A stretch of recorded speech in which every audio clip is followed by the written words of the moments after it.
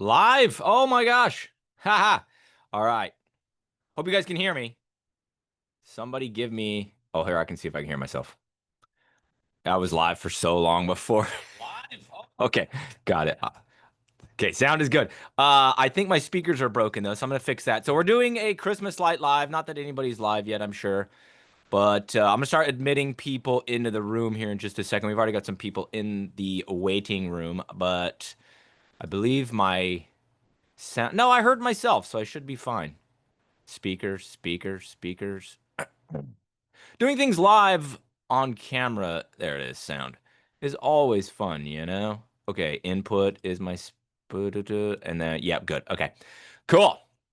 All right, so let's see if I can remember how to do this. I haven't worked Zoom since the old crazy ass booze and biz days. And those days were a little wild. Okay, I got people coming into the room here. I'm gonna switch my view to just me, so you can hear me talk while I stall here. Started it a little early, just to kind of get it out there live, just so you guys can jump in. I'm gonna do some quick little. Whoa, whoa, stop. Let's see. Nathan Mitchell, we can hear you. Thank you, Nathan. Preach, brother. Okay, I'm gonna drop the link in here for the Zoom. Let's see. Zoom into the comments. It's already in the description, but I'm just trying to cover all my bases here. So if you are interested in learning about Christmas light installation, that's what's going on right now. Basically just doing an Ask Me Anything. I don't really have a ton of content ready for you. There you go, pinned in the comments. Perfect. I don't really have like a ton of content like ready to like spout off and teach. I'm just gonna kind of go off of the questions that fly my way. So we'll wait a couple more minutes here until 5 because that's when it's supposed to really start. So 4 more minutes. Trying to remember. Let me make sure I did everything. I think I did. I think we're good to go. Yeah, I think we're good to go. Okay. And then I don't remember if I don't think I can see the Facebook stuff anywhere but on Facebook. I don't remember. Oh well. We will cross that bridge when we get there. Okay. Right on. Right on. So we'll wait for some more people to get live and some more people to jump in the room. But if you guys want to jump into the Zoom and ask me any questions about Christmas light installation, doesn't matter what it is. As long as it's about Christmas light installation, I'm happy to answer it. I'm going to try and stay on topic, meaning I don't want to answer should you buy a popcorn machine or where's the best place to get a combo in October. Like I want to be very Christmas light focused here. All right, here, let's do this actually. We can see. Yeah, and if you guys have cool questions, drop them in the chat. It's being kind of weird. Oh, I need to share to groups. Shit, that's what I didn't do. Okay, so we're gonna share to both of my face. Well, didn't work. Group. There we go. Bounce House Business Mentors. Ask me anything about Christmas light installation. Boom. Free Zoom meeting. Hold on, I'm gonna drop the Zoom link in there. Yeah, and if you guys want to, somebody's asking questions over on the Facebook group, I believe. I don't know, Christopher. All right, I'm about Christopher, to where you phone is, man. brother? Zoom. Okay, boom, boom. Yeah, let me. Did I switch it to everybody? No, there we go. Okay, there's everybody's in the room. I'm trying to keep an eye on the waiting room to get anybody in. It'll get bigger once I get to these groups. I meant to do this like a super long time ago when I started, and I totally spaced it.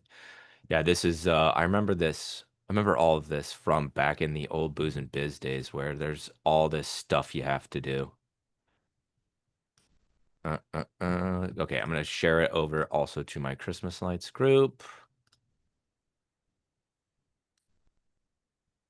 Boom. All right, 2 more minutes. We'll kind of get started. I don't really I don't know. We can just kind of bullshit if you guys want, or I can just kind of talk to the microphone. It's all good. I've been installing. Yeah, here I'll just do that. I'll do a little story time. So I've been installing Christmas lights since 2019. Here, I'll go back to just me. Yeah, so I've been installing Christmas lights since 2019.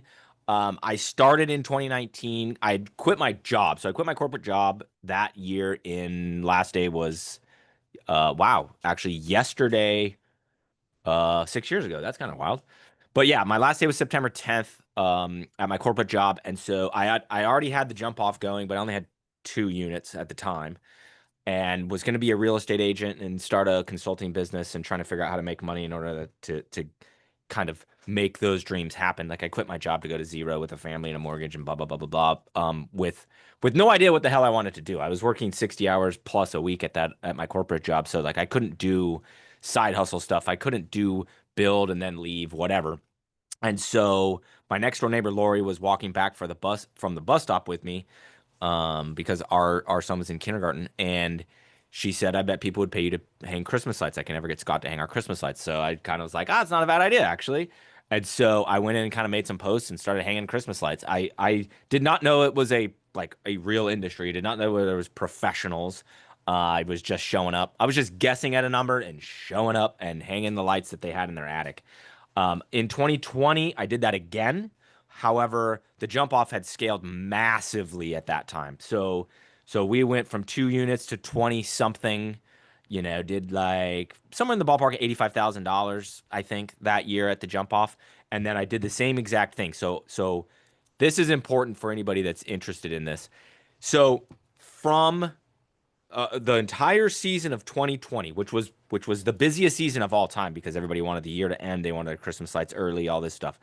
So I worked my face off basically as hard as I did the following year as a professional installer and made 20,000, maybe I think it might have been $21,000, something like that. I mean, like $20,000, right?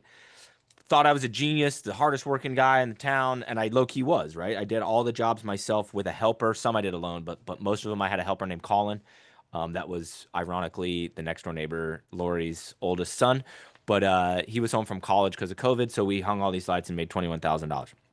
So the next season, um, Mardi Gras is canceled. And so people start decorating their house as floats, Mardi Gras floats or house floats, they were calling them. The only way I could put Christmas lights up in purple, green, and gold is if I did professional. So I hooked up with Fred from Christmas Light Contractors. They were like brand new at the time, tiny little company, and got myself, kind of going, doing purple, green, and gold. And what happened was I made about $16,500, if memory serves, putting up Mardi Gras lights, doing somewhere in the ballpark of 1/7 of the work, 1/6 of the work, 1/5 of the work. The number is somewhere in there, and was like, oh shit, this professional Christmas light thing is the only way to go. So then that year, which would have been 2021. So this is Mardi Gras 2021 was like whatever, January, February. And then 2021 was my first year installing professional Christmas lights. And we did $125,000. And it's kind of just been amazing ever since. I then hooked up with Fred. Fred cold called me in 2022 or three. I don't even remember now. But he was like, we should host it, right? Because I was making content out on the internet. So he's like, we should host a training. So I did my first ever training. 20 people flew into New Orleans, drove an hour to my little teeny tiny warehouse that's over there. I'm in a bigger one now. Sat in my dirty, sweaty bounce house warehouse, and I trained 20. It was like 23 people, something like that, how to install, how to start a Christmas light business. Sold a bunch of lights for Fred, and then Matt Billington from Big and Bright Inflatables decided we need to start a Christmas light distribution business. And so he reached out to me. We co-founded that. So we both co-own that, and basically under the guise of I sold a lot of lights for Christmas light contractors for Fred and Donovan with my affiliate code. So why not sell them for myself? But we're in business with Fred and Donovan. They're not our partners. They don't own anything with us, but they're like our distributor. We go to them for all the stuff we need, all the help we need, and they're amazing. We absolutely love them. So we still get to hang out with Fred and Donovan. Um, so that's kind of where I'm at now. That's my whole story. It changed my life so much. I obviously most people know this, but I tattooed a red C9 on my hand. So super awesome. Okay, We can kind of get going with the real deal meeting here and kind of see where it goes. I had no idea how many people were going to show up to this, if it was going to be 10 or if it was going to be 50. Right now we're at 8. So that's totally cool. I'm got zero expectations for this. Or to say that differently, the only thing I expect is I want to be able to, give back to you guys, answer all the questions that I start to get after Labor Day because they come in hot and heavy after Labor Day, and give you guys anything you need to succeed and everything you need to succeed. So, I'm gonna answer. Hold on, I'm gonna answer one of the most frequently asked questions right up front. Oh, let me give you a little bit other information on this too. So this is kind of for if anybody is totally clueless or very interested but hasn't done it yet, or hasn't done a lot of research yet. So that's kind of what I want to talk through real quick here. This should be pretty short. Okay, so number one, this should be pretty fun. We can go up to 2 hours. I basically just need to be out of here to pick up children from soccer practice and be home in time for the football game tonight. Okay, so this will be a lot of fun, totally interactive. Whatever you want to ask, just ask. Okay.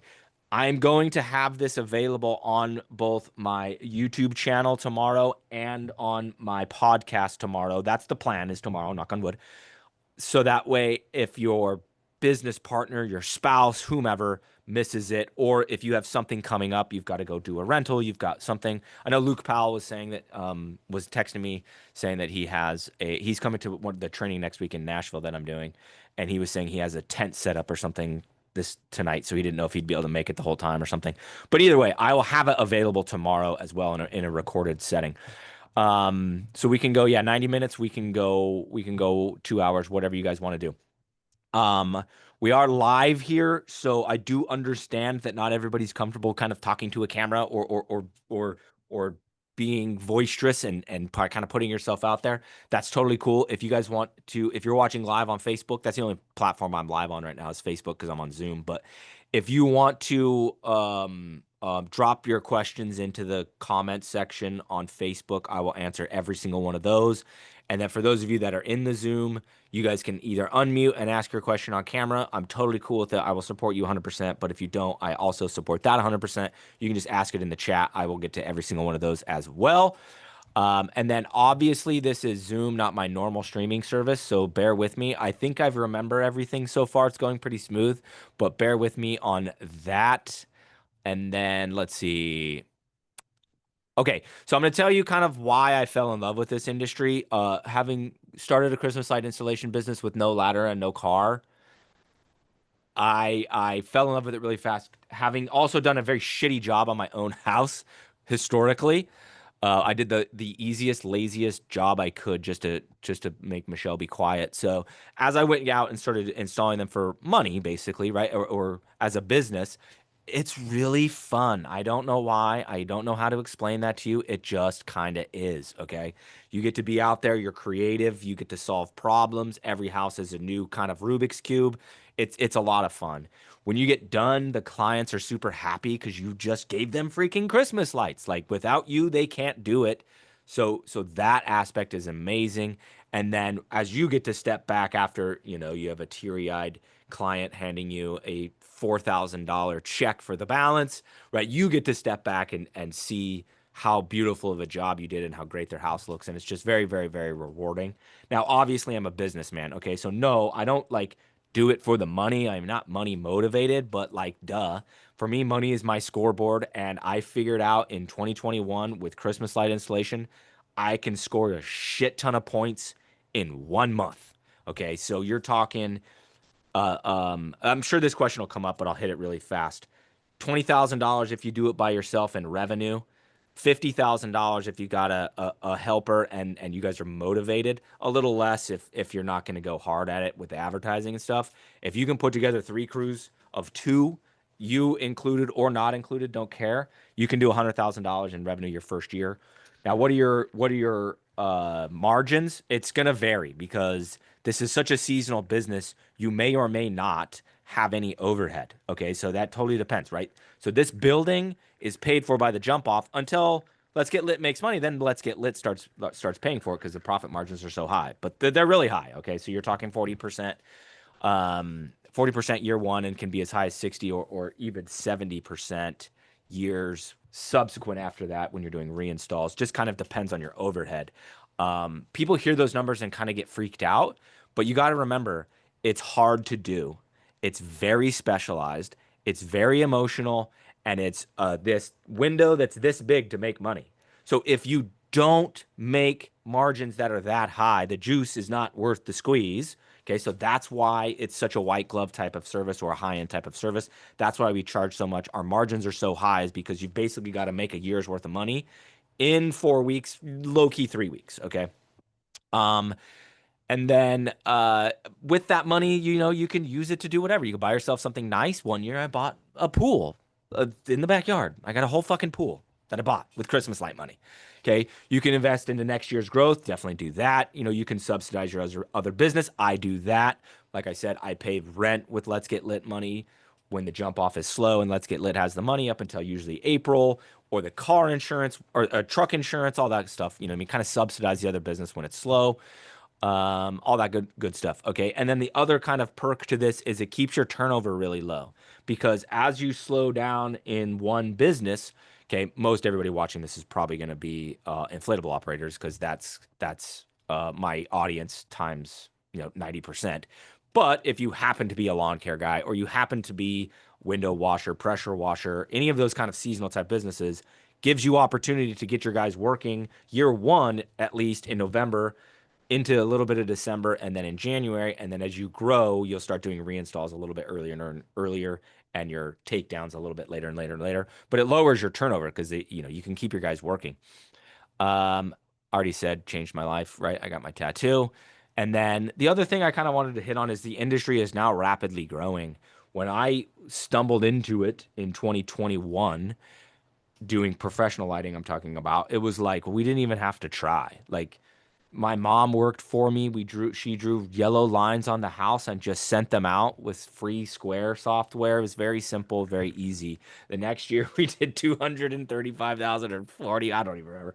And it was very easy. All you had to do was just like get back to people and be like, here's your thing.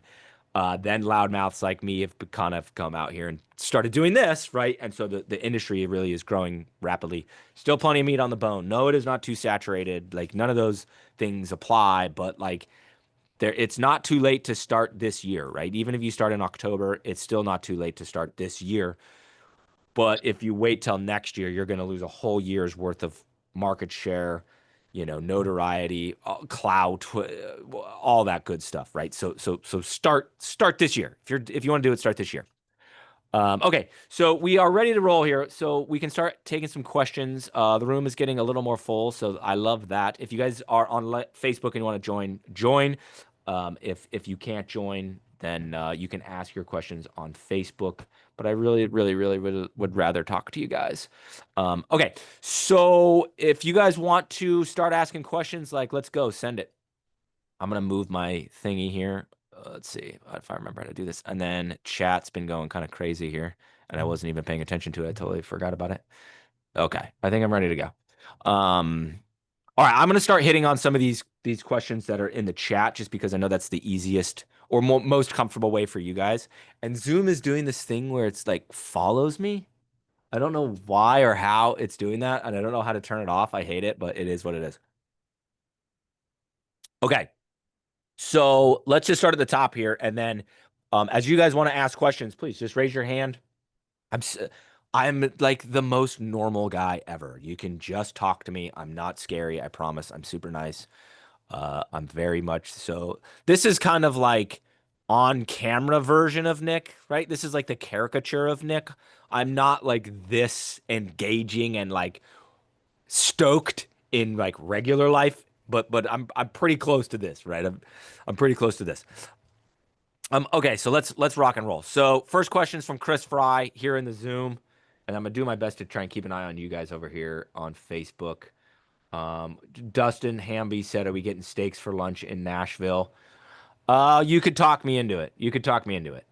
Trey Kirk said he's all ears, but it's not letting him on the Zoom. There's not a password to Zoom, but you should just go into the little room or whatever, the waiting room. There is a password. I just don't know what the fuck it is, so it's fine. Okay, so Chris asks how to quote columns, trees, and shrubs, and how to calculate materials for them. Yeah, you'd ask that somewhere else. I saw that. I saw you ask that later, earlier today. So it's. Let's see. I'm gonna answer this the truthful way, and I'm going to give you an alternate to it, and I'm going to show you how to do it. So the first answer, or the real answer, is it's art. It for the most part, it's art. Now, if you want to drive yourself to the customer's house and measure the columns with a tape measure, you can do that. It then boom becomes science, right? Because you know how it measures. Now, the math to figure out how many wraps it takes to go around to fill up the whole thing is a little bit confusing. So Matt, being the badass that he is. Oh, I gotta share my thingy. Let me get this. I haven't done this in a while. Boom. No. Boom. Share. Oh, I don't know where you went. Holy shit. Okay, I hope you can see it. Okay. So as you go to our website, you'll see. Get that out the way. Okay. We can come over here to resources, checking to Facebook to make sure this is working, but it's very lagged.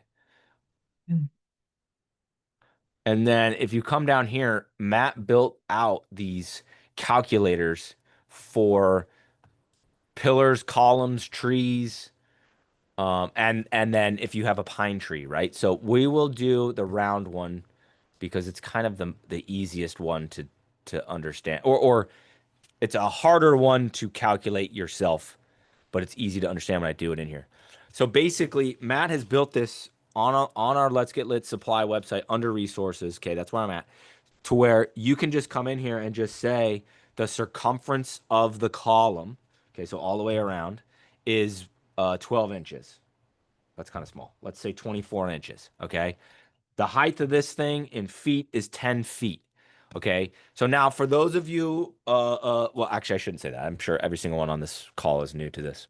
So spacing of wraps, what that means is when you have your Christmas lights and you're going to go around the column is how far apart, okay, they're going to be slanted, right, as you go up the column, but how far apart each strip of lights is. Okay. So that's what it's asking here for spacing.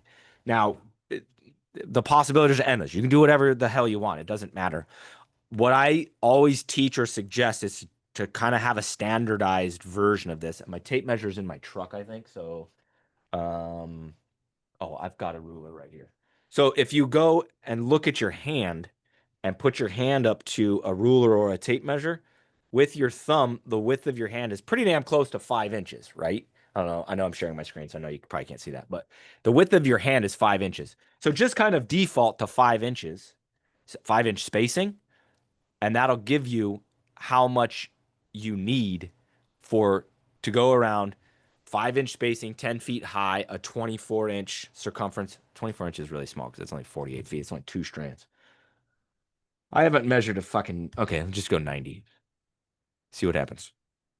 Okay, there you go. So that gets you to 180 feet. So that's telling you to get 5 inch spacing to the top of from top to bottom of your column at 5 inch spacing for 10 feet. You need 180 feet of lights.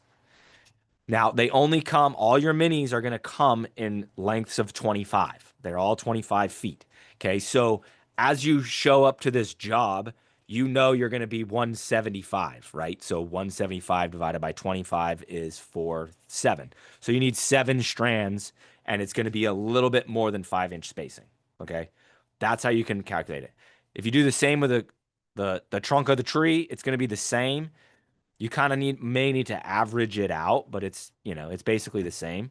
And then if you come and do it with a square column, it's the exact same, but you're just going to measure in inches. How wide is it? How deep is it? How high is it?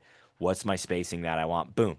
So you want to try to end in an increment of 25. Okay. So that other round one that I did was, see if it'll go back to it and still be in there.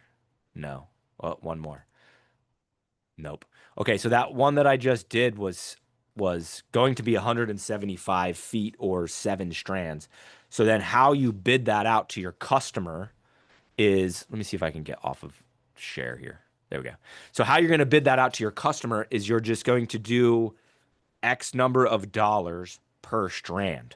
Okay, so the lowest, and this is, I know this is gonna shock you guys because you don't know how this industry works yet. The lowest you're gonna want to go is $40 a strand. Okay, that is just installed, uninstalled, stored. That's everything. That's all of it, all in. But you just do $40 a strand. Okay. You're probably going to want to go a little higher than that because as of right now, our minis are 10.99. No, sorry, 11.99 on sale, which is a good price. But I mean, we had to pay a lot more money because of the tariffs. You know what I mean? And so we have to pass that on, right? I know that everybody's proud of the tariffs, but it's like it just makes things more expensive for all of us. So it's like the price is going to be higher for minis more or less ever in the history of the industry.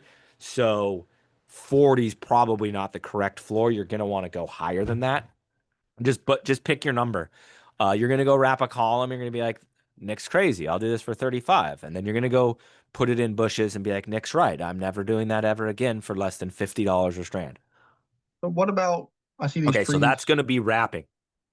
Now, it's easy to do science with that, right? So you can get close-ish, so you can bid it out and be quote unquote accurate. I'm going to say this right up front. Just get accuracy out of your head. It doesn't matter. Who gives a rip? If you go and install it and you fucked it up and it's $35 a strand, good for you. It's $35 a strand. Don't fucking worry about it. Like you gotta move quick because you've got a small window. And if you dwell on this stuff, like it is what it is, just move on, right? You're gonna reinstall them next year for zero cost materials. So it will amortize out and you'll be just fine. Don't do it to yourself a lot because you will get yourself in trouble, but don't worry about it. Okay, so the other thing you can do is just go to Google Earth, look at it, guess, put it in there, and just bid.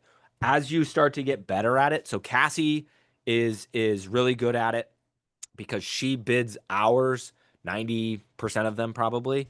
And then we report back basically with how much we used to kind of not keep her accountable and get her in trouble, but like to let her know you were right or you were wrong, and to where she can start to just look at columns and just knows 2 strands, 4 strands, 8 strands, whatever.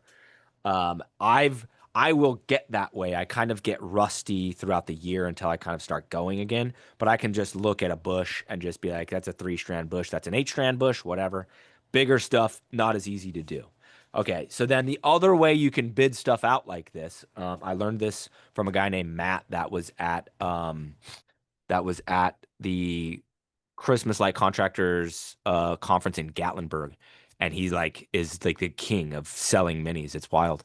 He has like this very like it's just his personality is just very matter of fact. Like it's just kind of even keeled, right? And so the customer says, yeah, how much to do my tree over there? And he goes, I don't know. I charge $50 for every strand of lights I put in it. They're like, well, how many strands do you think it's going to be? Like, I don't know. I will let you know when it's done. And then he goes and does a $2,500 tree and comes back and goes, by the way, that's on the bill now. That tree was $2,500 and just crushes it. Okay. Now take that version of how Matt does that or my explanation of how I remember Matt explaining it is probably a better way to say that and put your own spin on it, right? I would say my guess is 1,500 to 2,000, but I'll just bill you for the strands. You know what I mean? I would want to give him a price up front. The reason Matt doesn't give him a price up front because what happens is it's an easier sell, so to speak, to just do it and tell him the price because now the tree's beautiful and you go, there's your $2,500 beautiful tree. I tell them my number while there's no lights in the tree, and they're like, yeah, we might pass. Then they see, and this has happened to me quite a bit. They see how good of a job we do on everything else, and they go, oh, F it, do the $1,500 tree, right? And so the way Matt sells it, it kind of just opens itself up for automatic satisfaction when they get the bill. Okay, but he just tells them frank, straight to the face, $50 a strand. How much to do all my boxwoods? $50 a strand. How many strands are you gonna use? I don't know. I haven't done your boxwoods yet. So in between there is your right answer. However you want to do it, it's up to you. Now, how do you Okay. bid bushes? So I kind of taught myself year one of doing this to go. I would go out and literally like trace the bushes, and I would take my pencil, right? I was writing pencil like with one eyeball and trace, and I would just kind of like 1 strand, two strands, right? And just kind of guesstimate. Add add 5 strands if you're nervous. Take off 5 strands if you're nervous. You're too high. Whatever. You're going to be wrong to some degree every time, pretty much. So like, just pick your poison. But doing bushes is totally art. It's totally art. We have a great client that I'm kind of like low key buddies with now because our kids were on the same soccer team the last couple years. But the first year we did her boxwoods, a lot of them, she was like, they don't look very good, and I was just like, God damn it, you're right. And so we went. I don't know how many more strands we put on. I didn't ask the guys to count because I didn't want to know the number. But we went back and just, they just dazzled, and I didn't bill her a dime. And then over the years, it's just like ads, ads, ads. She adds stuff. I mean, the bill, her job's 4 grand a year now. You know what I mean? So it's like, it's worth it. It's worth it. No big deal. All right, to go All back right, to let the me check on you, trees. Facebook. I haven't checked on you a little bit. Can you hear me? How do we take over our market? Um, Go away. That's what you do, Jeremy. Go away. He's local to me, by the way. Okay. So let's see. I'm just gonna go in order because if I don't, I feel like I'm gonna forget. Okay, so next one is prices for wreaths. Um, Prices for wreaths. That's a Cassie question. I don't even know what I charge. A lot. A lot. Yeah, that's totally a Cassie question. Cassie, if you're live, text them to me or something. Um, but it's like, a 60 inches, $400. 48 inches, 360 to two, yeah, 320. I don't remember. I don't even know. I'm totally guessing. That's something that she does.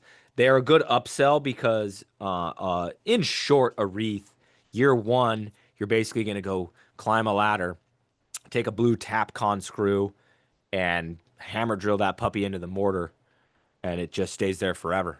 And you hang your wreath, um, and then you plug it into your lights with a inline female on the lights, and you're done. And then next year, that wreath goes right back up for $260 or $360 or whatever it costs. So they're awesome. And then what software are you using? Tinsel CRM. So we are operating on Jobber, and then Cassie does I should say Cassie, and I do help her. Okay, I'm not totally useless, but we do our mock-ups on uh uh geez, I just forgot. Jolly Lights Pro. Jolly Lights Pro. $29 a month. I think I paid $29 a month for 2 accounts. I don't remember, but it's just way better, because you can make it look like nighttime and make it look like Christmas lights. It's really cool. It's really awesome. It's an iPad only app, so you have to have an iPad. We did just have a meeting this week with Holiday. I'm gonna screw it up. I've got her in my emails. Let me just get it. Holiday Home Concepts. Holiday Home Concepts. That software was amazing. And so Holiday Home Concepts, I have not used it. I've just watched Sarah's demo, but she's obviously a whiz at it because she founded the company. But um, basically, what you do is you measure the house, something on the house on Google Earth, and then you can superimpose it on the picture. And then from then on out, as you decorate the house with Christmas lights, with wreaths, whatever, it knows how big everything is and measures it for you based on what you're going to charge per foot and is calculating it for you while you're decorating the house. And then can even at that point draw up the quote and send that over to them via link. Now you probably have to text that to them. I don't know how that part works. I don't think it comes with a phone number like Jobber does, but it's really amazing. So we have a demo account that Cassie's kind of been messing with, and then Sarah's going to be doing a virtual, not training, demo at our Nashville training next Wednesday on the 17th. So around, I think, 3 o'clock, 2 o'clock, something like that. She's going to do a full demo of holiday home concepts and show everybody what it's like. Cassie's going to kind of jump in so she can see it too. And we may switch to it this year. And if we do, we would use that to make our mock-ups and our measuring, but we would still use Jobber for everything else. Tinsel is I've never used it. I've never seen it. I don't know. I've heard decent things about it. It's a holiday or a Christmas light decorator or a Christmas light installer's CRM, so I'm sure it's fine. Yeah, it's one of the big ones. So, okay, what bulbs get used where? Everything, almost everything is going to be a C9, the big one. C9s, C9s, C9s, C9s. Unless you're going to do a bush, wrap a column, those are going to be 5 millimeter or what we call in the industry minis. You may use C7s if you're going to do like a pine tree that looks like a Christmas tree. I've never done one because we don't have those kind of pine trees down here in the deep south here in New Orleans. So, but you're going to use C9s on the entire house everywhere and all of the garden bed. And then you're going to use 5 millimeter minis on all the bushes and all of your columns. Is there a different reasons? Okay. Is there different reasons to use 12 or 15-inch spacing, or is it just customer's preference? No, it's really actually your preference, to be honest. So 12-inch spacing is going to be more expensive. So, I'm honest because I'm going to tell you I like 15-inch better, and I'm a distributor that wants you to buy lights from me. But yeah, your material cost is higher because you've got more bulbs per foot, one, versus, I don't know how many bulbs per foot you have at 15-inch spacing, 0.8, no, 1.2, whatever. You get what I'm saying. So you got to buy more bulbs, and then your socket wire is going to be a little bit more expensive too because it's got more sockets on it, right? So it comes in 1,000-foot spool. So at 12-inch spacing, you have 1,000 sockets on your spool, so it's more expensive to make. So your spool is going to be a teeny tiny bit more, like $20, something like that. And then 15-inch spacing is going to have 800 sockets per 1,000 feet, so 200 less. If you like 12-inch, use 12-inch. If you like 15-inch, use 15-inch. The only situation where I will kind of differ, and it's rare, is if you have a small house. Small house. Now, we have these things in New Orleans called shotgun homes, which are really, really skinny. And so you walk into the family room, and then you have to walk through the bedroom to get to the kitchen, and you have to walk through the kitchen to get to the next bedroom. You got to walk through the next bedroom to get to the next bedroom. It's just a hooked through rooms, and they're really, really skinny and really, really long, called shotgun style homes. They're kind of wild. They're called that because you can shoot a shotgun like from the kitchen to the front door to take somebody out or something like that. Or that's the rumor. But so those are really small. So we do one of those. No, sorry, we do two of those in New Orleans. They're literally 24 bulbs. So I use 12-inch spacing on those because I want 24 bulbs, not 20 bulbs, right? If you get the rare occasion where you have a small house in a neighborhood where you're not going to get a lot of work, right? Because most of your jobs are in the gated million, 2 million, $3 million homes. Okay, that's just where they have the money to pay us. That's just kind of how it works.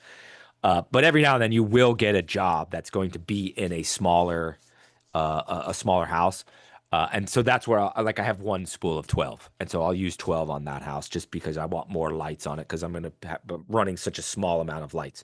Whereas for um, most homes, the 15, in my opinion, looks better. If you disagree with me and you like 12, I can run 12, but that's it. If you're ever going to do any commercial buildings that are tall, I did 15-inch spacing on a building in downtown New Orleans that's 7 stories tall, and it's a long run of lights around a corner building. It's on Canal Street and Magazine Street. When you get to when you get down to the street, it looks beautiful, but as let me see, I'm gonna change my view here.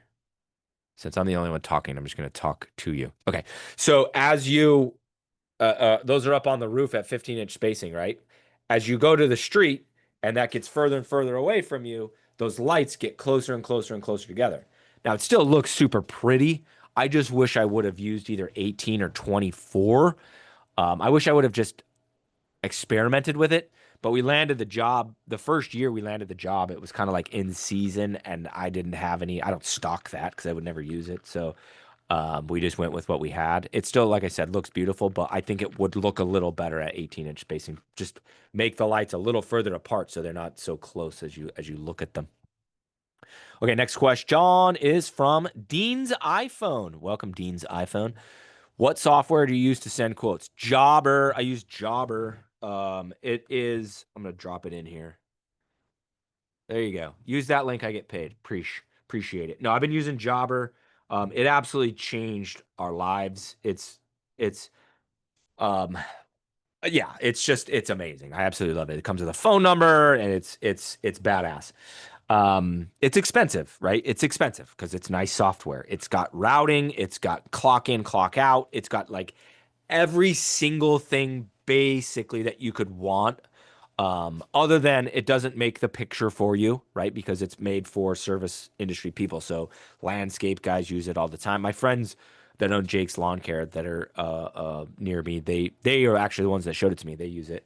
Lots of lawn care guys, pressure washers, power washers, window washers, like all those type of people use Jobber. And then then obviously us Christmas light installers started using it. So I actually called them, cold called them, and was like, "Hey, do you know that like you're the biggest one in Christmas light installation?" They're like, "We don't even know that that's a thing." And so, anyways, that's how I struck up my thing with them. If you want to use Jobber, go check it out. Use that link right there. Appreciate very much.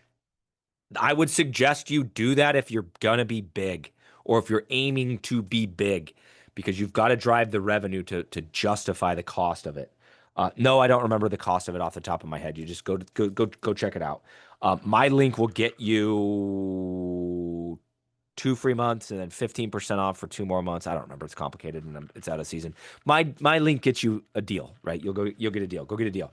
But it's awesome and it's everything that we do, like I said, except for basically the picture mock-up is Jolly Lights. And then they don't make your website for you either. It's not Inflatable Office, right? Should you use Inflatable Office? No, guys, please stop. Please stop. Please stop. You're going to go use Inflatable Office. You're going to go do $40,000 in revenue. You're going to be like, holy shit, Nick was right. I shouldn't be doing this on Inflatable Office. And then you have to go get off of it. You have to go get off of it. It's terrible. It's terrible. Trust me. If you don't believe me, ask Matt, because Matt used to co-own Big and Bright Christmas lights. And he started it on ERS because that's what he had his rental site on, and then that's what he had Big and Bright inflatables sales on, and then it was the wrong platform for all of that, and so he had to go back it all out. It was a giant pain in his ass. So just trust me, don't do that. Don't do that. Now, if you are looking to kind of start smaller, if you don't have employees, you're going to be kind of the one-man show, the $20,000 revenue guy. That's cool. I would suggest probably not getting Jobber because you need the top plan. Don't get Jobber unless you get the top plan. Um, what you can do, let me see if I can give you a couple options. So holiday home concepts for better or worse, you can use all the way through and then use Square as your credit card processor. Right? Square's free, other than the charge the charge you get per card, but you can go that route. We literally asked Sarah while she was doing her demo on Zoom with us about that, and she said, "Yeah, that's great, but at some point in time, when you scale, like you get to $100,000, you need a jobber type of a jobber type of CRM. If you're gonna try and go do $100,000 out the box, like shut up and go pay for jobber, okay? Shut up and go pay for jobber. The other thing you can do, if you didn't want to pay for holiday home concepts, because it is also kind of expensive, and then use that more or less, and then Square kind of be your fake CRM. What you can do, so I've partnered with the Marketing Ninja, and what Joe and Jana can do is basically set you up. I got the pricing for you here too, but they can set you up a separate high level account, which you need because you need a different phone number. Don't use the same phone number as your other business. Let's see. Okay, so to get a phone number is $97 for the first 3 months, and then it moves down to $50 a month after that. And then they'll set you up with the phone number, and it'll all be integrated. So it's a different company drop down in your already existing high level with them. And then they can build you your website too, and they build pretty badass Christmas light installation website. Joe's done a really good job of kind of learning the ins and outs of the industry from both advertising and web design. So they can build you a really good looking website. Janet didn't give me a price on that today because she said it kind of depends on what you want to do, whether you want to build it on WordPress or Inflatable Office. Now, can they build you one on Inflatable Office that doesn't look like it's on Inflatable Office? Maybe. That's a question for them. We didn't get into that. We were on the phone long enough today. But so those are kind of your options. So go to Marketing Ninja, get your phone number, get your website, get rolling, get Jobber if you want to be a big dog, get Holiday Home Concepts if you see the value in it. Let's see. I'm gonna jump to. No, I'm still gonna go in order because if I don't, I'm gonna fuck it up. I know myself. Facebook is super quiet tonight, which is kind of weird. Um, yeah, it's kind of weird. There's only 3 people live on Facebook, usually like 15 to 30.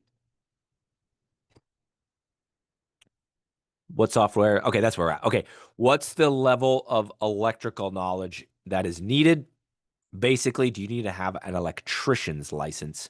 So, Nathan, if you are in California, I am not qualified to answer this question because from what I made a friend named Clark when I was at that Gatlinburg event that's randomly in Sacramento, where I lived and where my wife is from. Um, and I believe him. I believe I saw that Clark had posted something where you need to have that or some sort of certification. So if you're in California, not qualified to answer that. If you're in any of the other states, no, you don't need anything. The level of knowledge, I didn't even effing think about having stuff in front of me. Here, hold on one second. So this is not complete because I'm missing the top here, but this is what you do, right? This is how you put a plug on. So there's little vampire teeth in there. So this one's on the bottom. Whoop, let me get in there. This side's on the bottom, this side's on the top, and they lead through to these. And basically, what you do is you lay your blank wire in there, or you lay the end of the socket wire in there, and you push it in, and then there's a little slide top that slides on, and now you have a plug. And you can put these, can't put a male anywhere you want, but the females you can put anywhere you want, or the one plug, as it's called, you can put anywhere you want. That's it. Then you plug it in. It's all low voltage. You're gonna shock yourself. Depends on how busy you are, but um, last year I didn't do a lot. I didn't do any new installs. I did some reinstalls. The year before that, though, I was working out in the field a pretty good bit. And the year before that, I worked out in the field full time. I probably shocked myself 10 times. Like I just electrocute the shit out of myself constantly. It just kind of happens. It's not a big deal though. It's low voltage. It kind of gives you a whoa shit. You may trip the breaker. You're gonna cut the line, right? Like the line that you run looks like the cord to your toaster, but it doesn't have one of these on it yet. And you're gonna have it plugged into the wall and plugged into the lights and not pay attention. You're gonna cut that shit, and it's gonna spark everywhere. It's gonna ruin your snips. It's a whole thing. But no, you don't need any. You don't need any. Okay. Chris wants to go back to trees. I understand now. But how do columns and the bottom of the trees? What about going up into the branches? Is it a guessing game? Okay, that's a really good question. So let me rephrase it a little bit. So he's saying he understands if you're going to do a trunk wrap, you're going to do a column wrap, right? Because it's science, you can just measure it.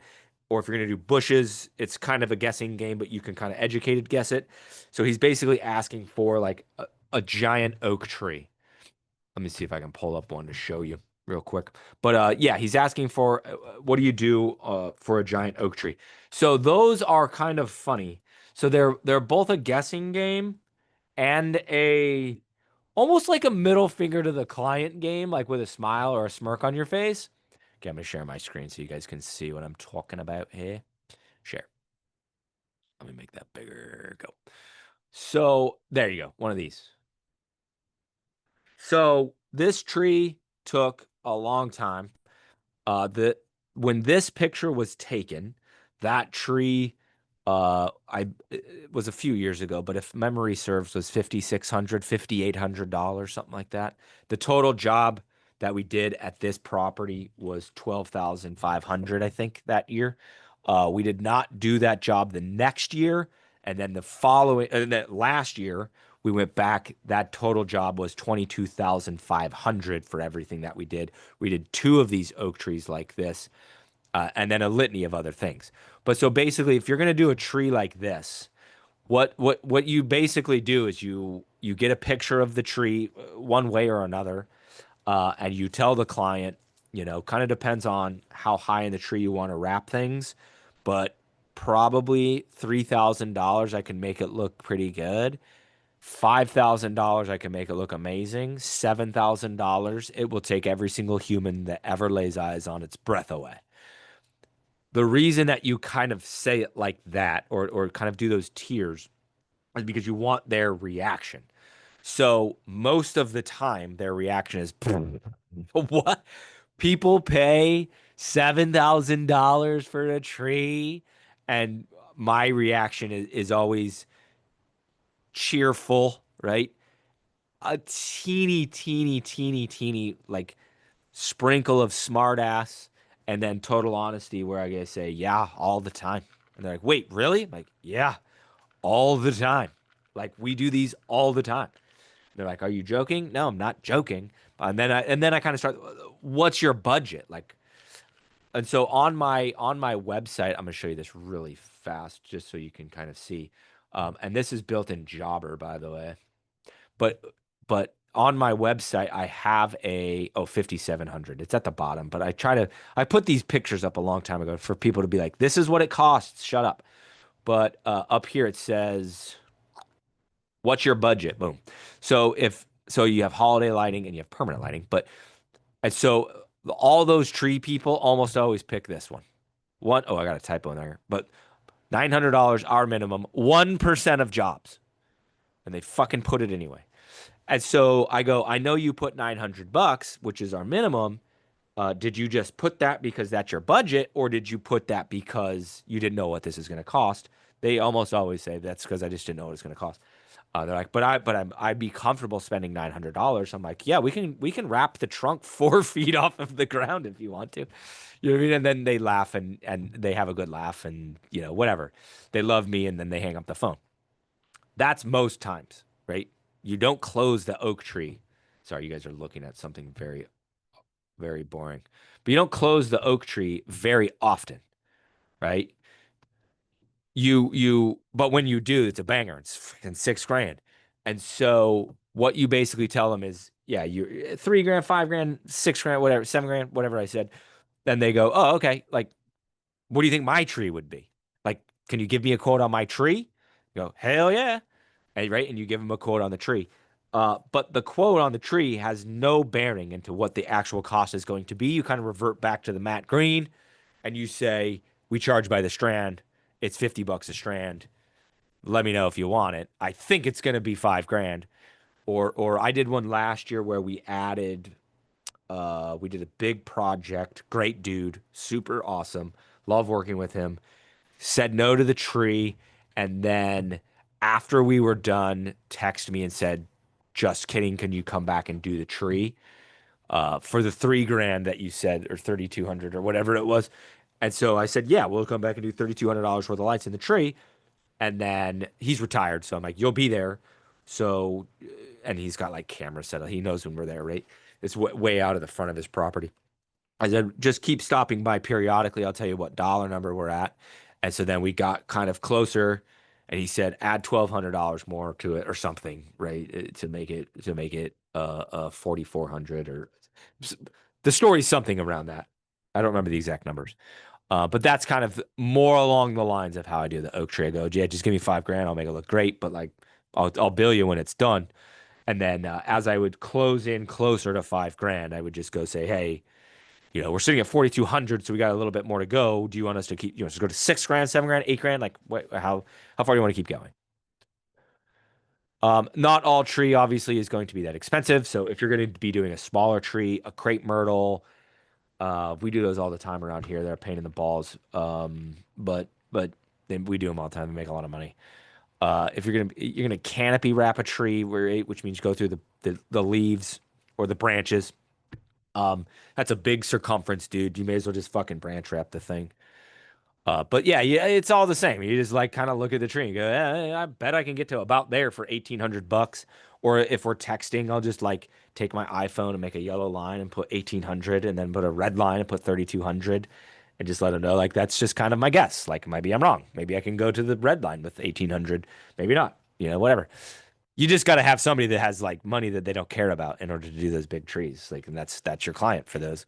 Or like, a corporate client like the zoo or Jeremy. I know Jeremy and Dustin do some big job at LSU where they do a bunch of trees. I don't think they branch wrap them. I think it's something different. But right, it's LSU. Like it's like fucking whatever. They have an infinity budget, right?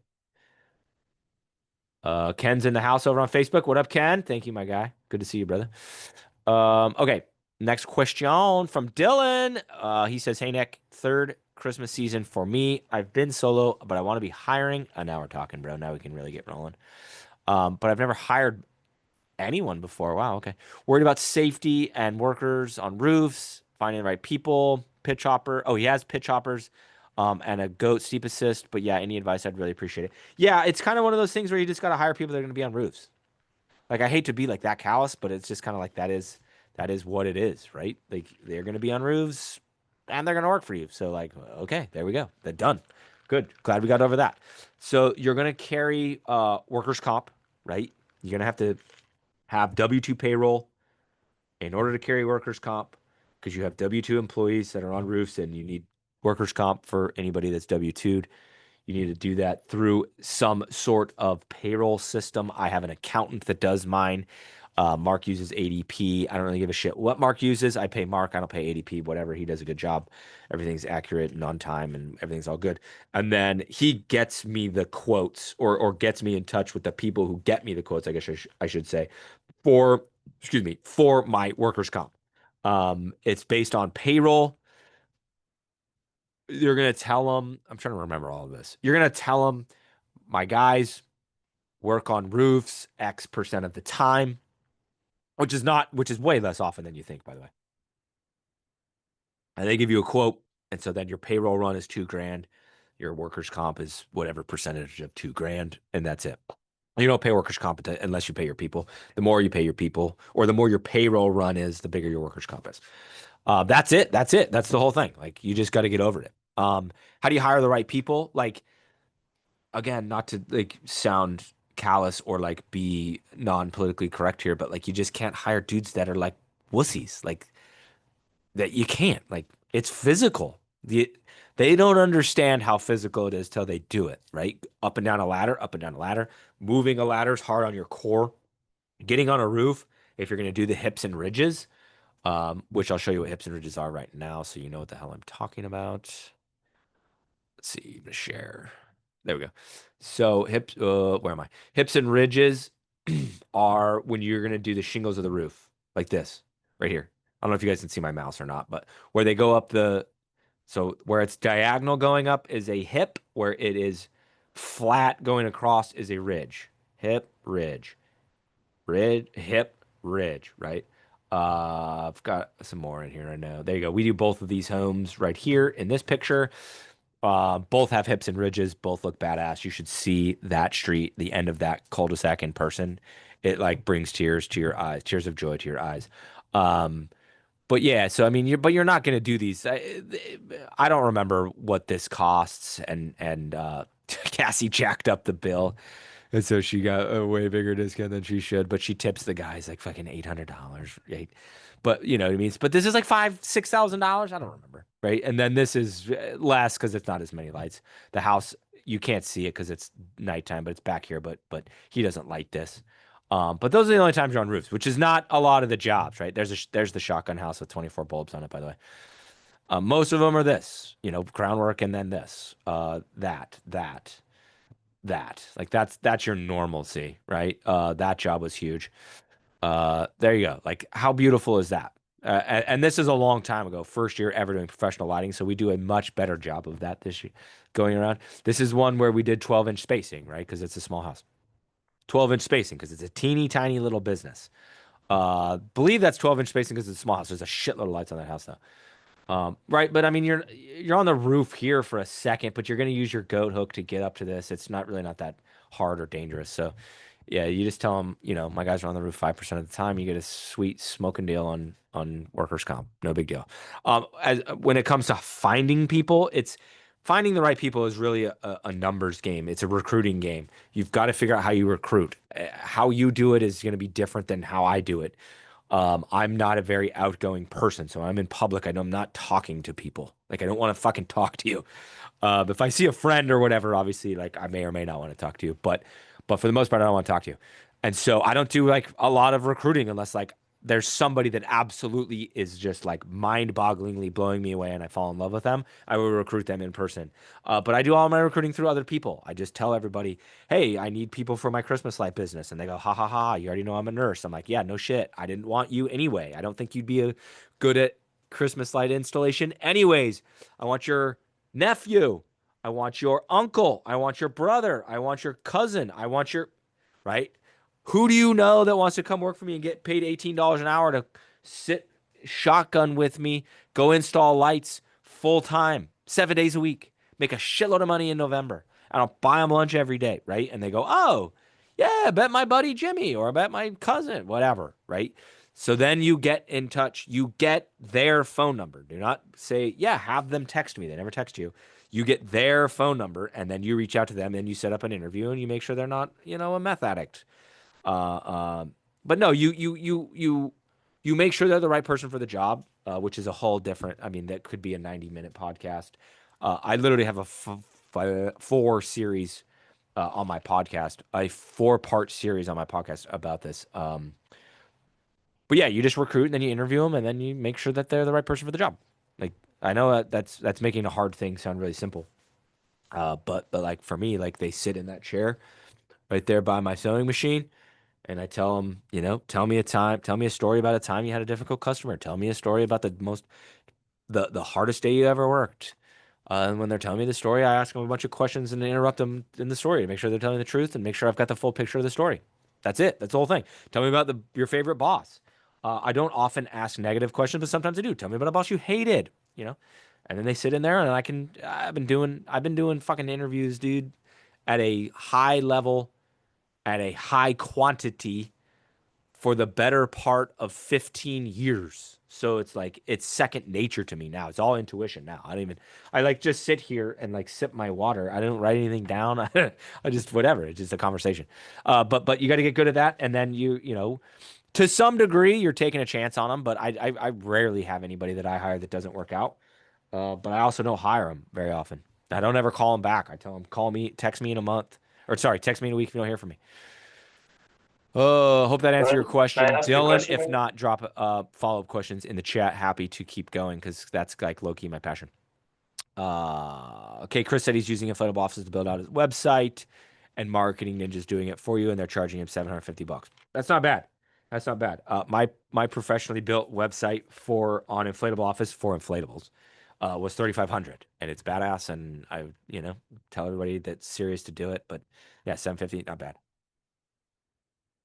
12564. I don't know if that's your area code or what. It's like the 06010 or whatever. It's 90210. It said, how long is the strand you're installing for $50? 25 feet. All the strands are 25 feet. And he's talking about minis. So you're going to do a bush, you're going to do a pole, you're going to do a pillar, you're going to do a column, you're going to do a branch, or sorry, a trunk, a branch, whatever. Am I still staring at my screen? No. Okay. Pedro Ciejas. Hope I got that right. Pedro said, what does the service come with for the price? Obviously, install and breakdown. Does that come with storage? Short answer, yes. Like you store them for them and bring them out there next year? Yes, yes. And do you keep the lights? Yes. Or does the customer keep the lights? No, they're my lights. Why would I let them keep them? What if you go install and the customer keeps the lights? Why would you want to do that? Why would you? I don't understand that. I understand that it's like an easier sell, so to speak. They're my lights. They're my lights. Because when they cancel, which, depending on my cancellation rate for reinstalls was really high last year because I had a lot of older clients that I were a pain because I was new and didn't do a good job selling them. And so, I only had a renewal rate of 60% last. So I'm going to lose 40% of my lights. Those are my assets. Those are my lights. I go put those on other people's houses. Hell no. Hell no. Those are mine. Yeah, you store them for them because you're nice. No, you store them for them to hold them hostage to next year, my guy. Like, no, yeah, it's customer retention. Like and it's a pain in the ass to store lights. Like, they're gonna go put them in their own attic. They're gonna drop the fucking bin going up the ladder. It's gonna explode. Shit's gonna break. Then when shit does break, what are you gonna bill them? Yeah, you're gonna bill them for a bulb that's out. You should. They're my lights. It's all my problem. So yeah, no big deal. My lights, my storage. They are all in the warehouse in there. Do you charge a delivery fee? No. It's just whatever you want. Now, if you're gonna go, like we do a HOA in a small city in coastal Mississippi called Bay St. Louis. It's like a $7,500 job. It's an hour and a half away. I don't charge extra. don't charge extra. Like I want the $7,500. What am I going to do? Charge them $200 extra dollars? Like what's the difference between 7,500 and 7,700 for a tacky delivery fee for like rich people? You know what I mean? Like nah.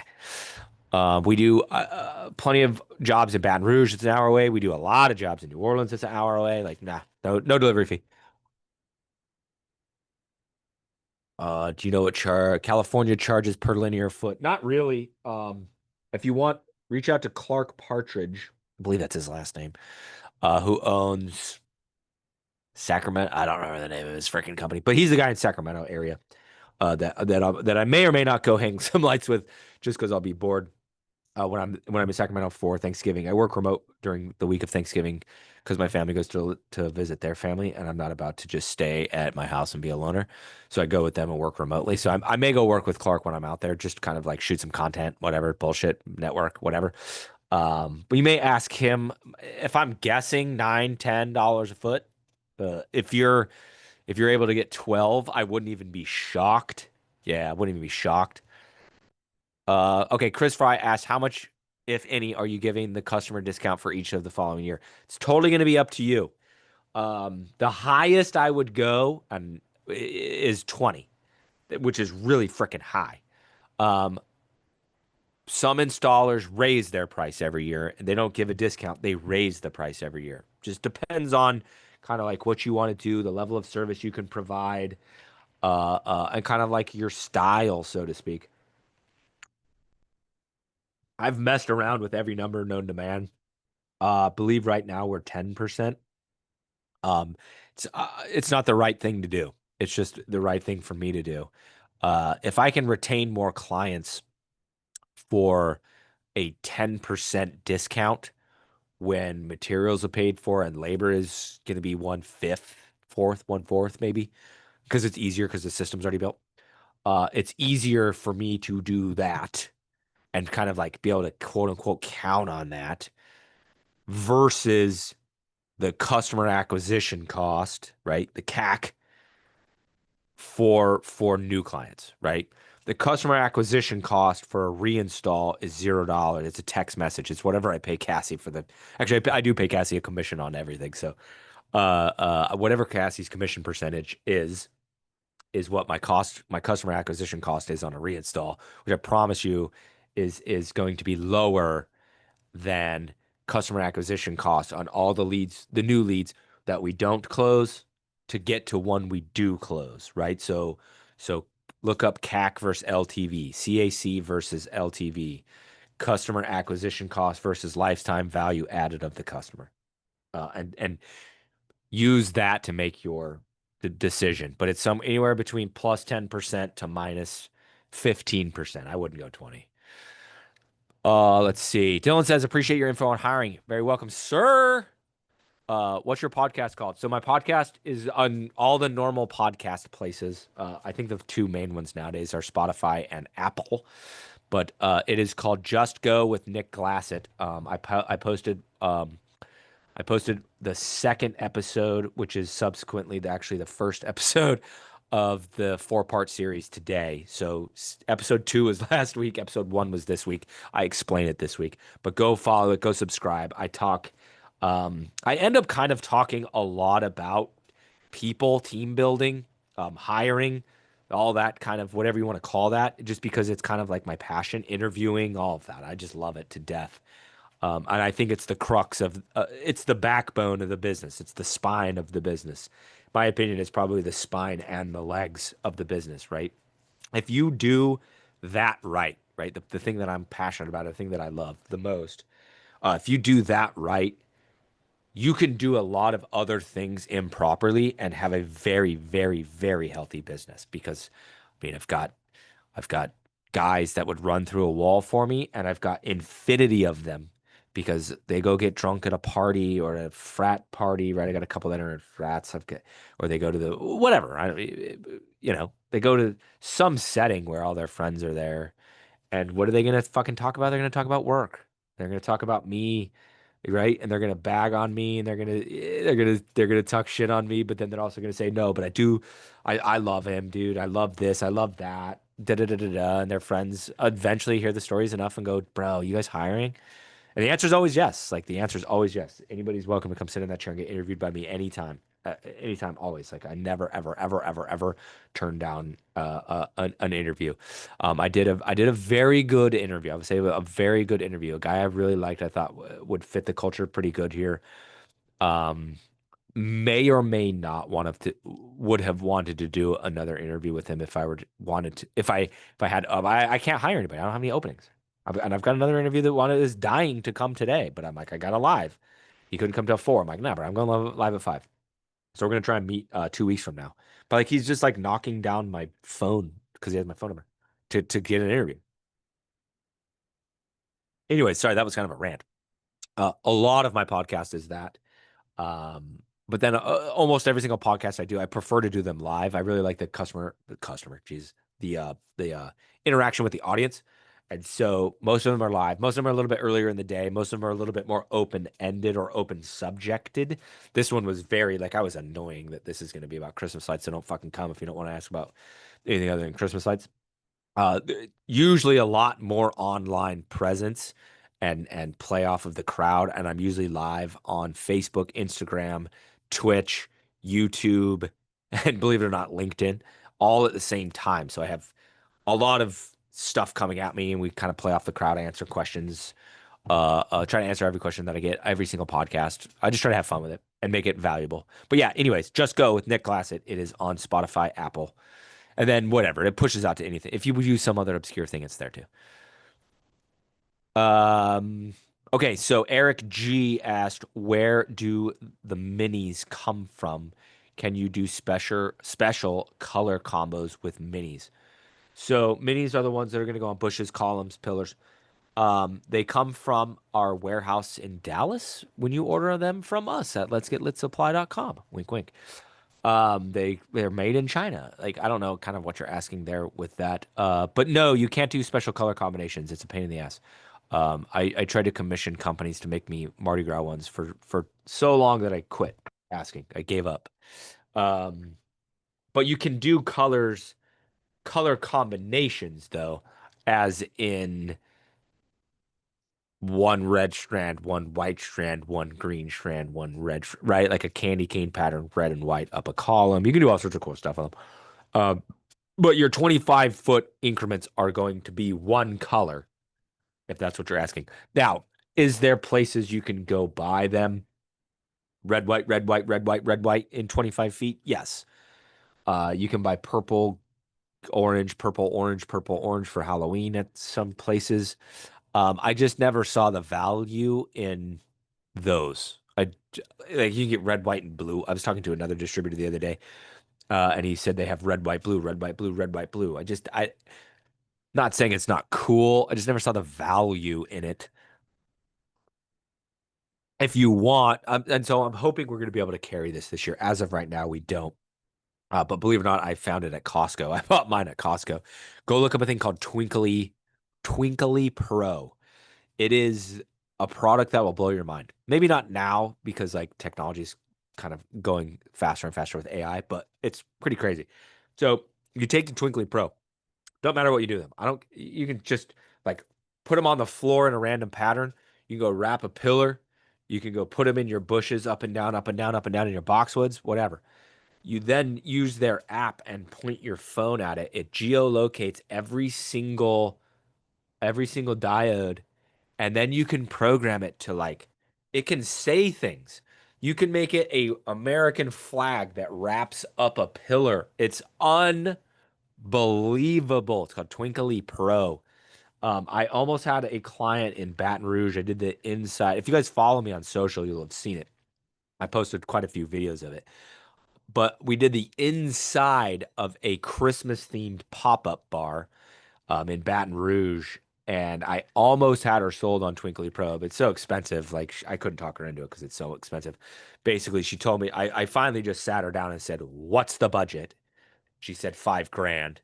I said, "Do you want me to do a little bit of cool shit for 5 grand, or do you want me to do as much as I possibly can for 5 grand?" She said, "More the merrier." I said, "All right, cool." So we ended up doing Twinkly Pro at hers, but I was trying to talk her into a light wall of Twinkly Pro. It would have been jaw dropping. But if you want to do something dynamic and amazing with minis, that's the way to go. Facebook, you guys have questions? There's only 2 of you guys on there. I don't know if you can tell, but like my voice is really hoarse and it's like kind of getting nasally. I actually slept in today till 7:45. That's a rare occurrence. That's a rare occurrence for me because I slept so shitty last night. Let's see.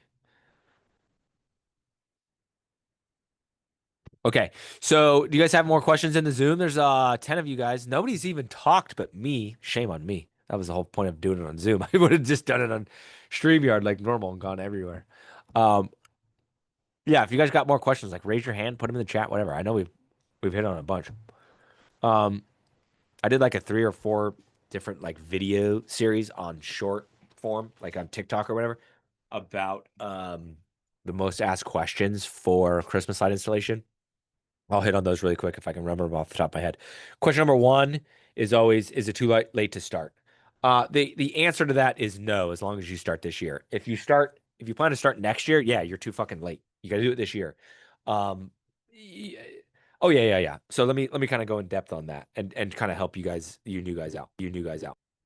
If you listen to most of the content that's out there in this space is put out there. Most of it's put out there by Fred from Christmas Light Contractors.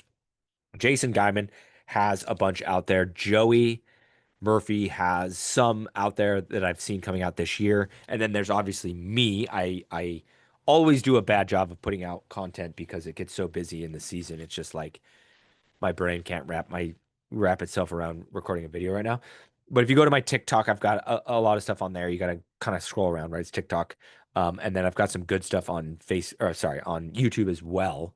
But what you're going excuse me, what you're going to hear from a lot of us veterans is how it gets crazy in October and then November 1st is pandemonium, right? Blah, blah, blah, which is true. But it's because we have reinstalls to go do. So your first year on November 1st, you're not going to be busy at all whatsoever. So that's kind of like the thing that I try to get into people's heads is you're not too late because you're not going to be getting a decent amount of leads until right. So you're thinking about it. That doesn't mean the city you live in, regular folks are thinking about Christmas lights on October 20th. They're just not, right? They're thinking about their Halloween costumes. You get to November, so post 2020, right? So post COVID is what changed this. 2020 was the year that changed this. Everybody wanted their lights up early because the year was so miserable because of COVID. They wanted the year to end. They wanted some beauty because of lockdown, yada yada yada yada. So that started this trend of people wanting Christmas lights earlier. Prior to that, nobody wanted them up till freaking Thanksgiving. Excuse me. Then what that has continued to kind of move, so to speak, where as we go put up, like I have clients that demand November 1st that used to demand post Thanksgiving. So as we go and put up all of those lights that early, what it does is gives a permission slip, right? Signed from home, permission slip for them to go put up their lights early. So now November is kind of like a Christmas light month. Now, it's not, there's definitely some old school people that hate that shit until December 1st, right? But you're not going to get really, really busy until roughly the 10 days around Thanksgiving. But the later in November you get, the busier you get, right? So it's not too late to start. No, it is not too late to start. The sooner the better. The sooner you can get yard signs out there, the sooner you can get your Facebook ads up and your Google ads up, the better. They're not saying that. The sooner you can get your website built, the better. Sooner you can learn how to work with the materials, the better. But you're not too late. So, Okay, next Nick, most popular asked question is how much money am I going to make? I kind of already hit on that in the beginning of the video, but I'll kind of go through it rapid fire here. So if you're going to be alone, $20,000. If you're going to have a helper, let's call it $35,000. If you're going to have 2 crews, $50,000, $60,000, maybe you get a hustle for 60K. But if you can run 3 dedicated crews, you're a badass. entrepreneur. You know what you're doing. You know what the web, you know who to trust for the website, who to trust to make the ads correctly. Maybe it could be you. You can do $100,000 your first year. But again, you're not doing that on November 1st. Okay. I've got to just make that point. Okay. But you can do $100,000 your first year for sure. If you have the guys in another business and the trucks and et cetera, et cetera, et cetera, et cetera. But how much you make is how hard you go. And then let's see, I don't remember question number 3 and question number 4 off the top of my head. So we'll go back to the Zoom chat here because Eric G asked a couple more questions. He said, "Thank you. You're very welcome, sir." Oh, by the way, I'm gonna shameless plug 2 things here while I've got you guys. Uh, I should have done this way earlier. I'm very bad at shameless plugs. So number 1, you guys can come to my 1-day full training, literally every single thing you need to start your Christmas light installation business. All of it, all the information in one 8-hour course. If nobody asks questions, it's been 7 before, multiple times. I give you every single thing. Now, I don't go out to a house and teach you how to install lights because it doesn't, most people don't care. You gotta buy a starter pack and teach yourself that. But if you want to come to my class, I have one next Wednesday in Nashville on the 17th. It's like in downtown Nashville, basically. And then I have another one I'm doing at our warehouse in Dallas on October 1st. If you can't make it, that's cool. We also sell virtual tickets. So if you want to come to it, it's $150 freaking dollars. I used to charge 800 and I would fill the room. I would do one a year and fill the room. They're now $150. You can come and it's badass. If you can't come, the virtual is only $100, and then it's me teaching the class to the people in the room while you're on Zoom, and then Matt from Big and Bright Inflatables kind of runs the production, so to speak. So if I move around and start talking, we have a camera that follows me and whatever. Or I write on the whiteboard or go point at the screen. He shares the screen, unshares the screen. So you get a good experience. You'll get all the information just fine. $100. So go to Let's Supply. Actually, I have the link. Let me just give you the link. I came prepared and then I screwed it up and waited way too long to give this all to you. But if you guys want to come, just come. You know what I mean? We'll go out to dinner the night before if you guys want to. We can drink some beers if you guys want to. It's a good time. It's a good time. And then we can do that. We usually do that after the class too. So there it is for the Zoom folks. Here it comes for the Facebook folks. Boom. There's the link so you guys can go and did it go to Facebook? I think it went to Facebook. Paste. Enter. There it is. Now you guys have it on Facebook too. So if you guys want to buy tickets to that, like, let's go. Let's go. I'll teach you every single thing you need to know. Literally every single thing you need to know. Nick, can you hear me? Okay, let me jump back into the questions here in Zoom. Okay, Eric G said thank you. Again, you're very welcome, sir. Are they just standard minis or are they special quality for professional use? Yeah, they're professional quality. They're professional grade, commercial grade, whatever you want to call them. They're way, way, way, way, way better than the garbage you can buy at Home Depot. Way, way, way better. They last longer. They're way brighter. They're exponentially better than the crap you can buy at the store. And if you're going to be charging $50 a freaking strand, like, get the good shit. And then he said, do people request blinking lights? No, no, no. Like your clientele falls usually into 3 categories and then like maybe a 4th. So you're going to have the rich guy that is a doctor. You're going to have or their wife, right? You're going to have the rich family that are highly successful entrepreneurs. They own a business of some sort, okay? And then you may or may not have a highly successful real estate agent. You may or may not have the COO, like a C-suite person for a decently sized company, right? But all of your clients are higher end, wealthier earners where they make a lot of money per year and they don't want gaudy, blinky stuff. They want classy, they want beautiful, right? So if you think back to when I shared my screen of all the pictures, it's all beautiful stuff. I should do a hands-on training. So the first class I ever did in 2022 or 2023, like I said, I don't remember what year it was. But we literally did. Like we were at my warehouse and then we all drove over to my house and we put Christmas lights on my house. What I thought was interesting is after about 15 to 30 minutes, people start coming up to me and, shaking my hand, saying thank you, hugging me. They're so excited, whatever. And then they're like, I got a 5 hour drive back to Atlanta. I've got a 5 hour drive back to Monroe. Like, are we good to just leave? And almost everybody left early. It was very strange. And so I did a bunch of trainings without it. And then the first year we did one in Dallas, which was last year, I think.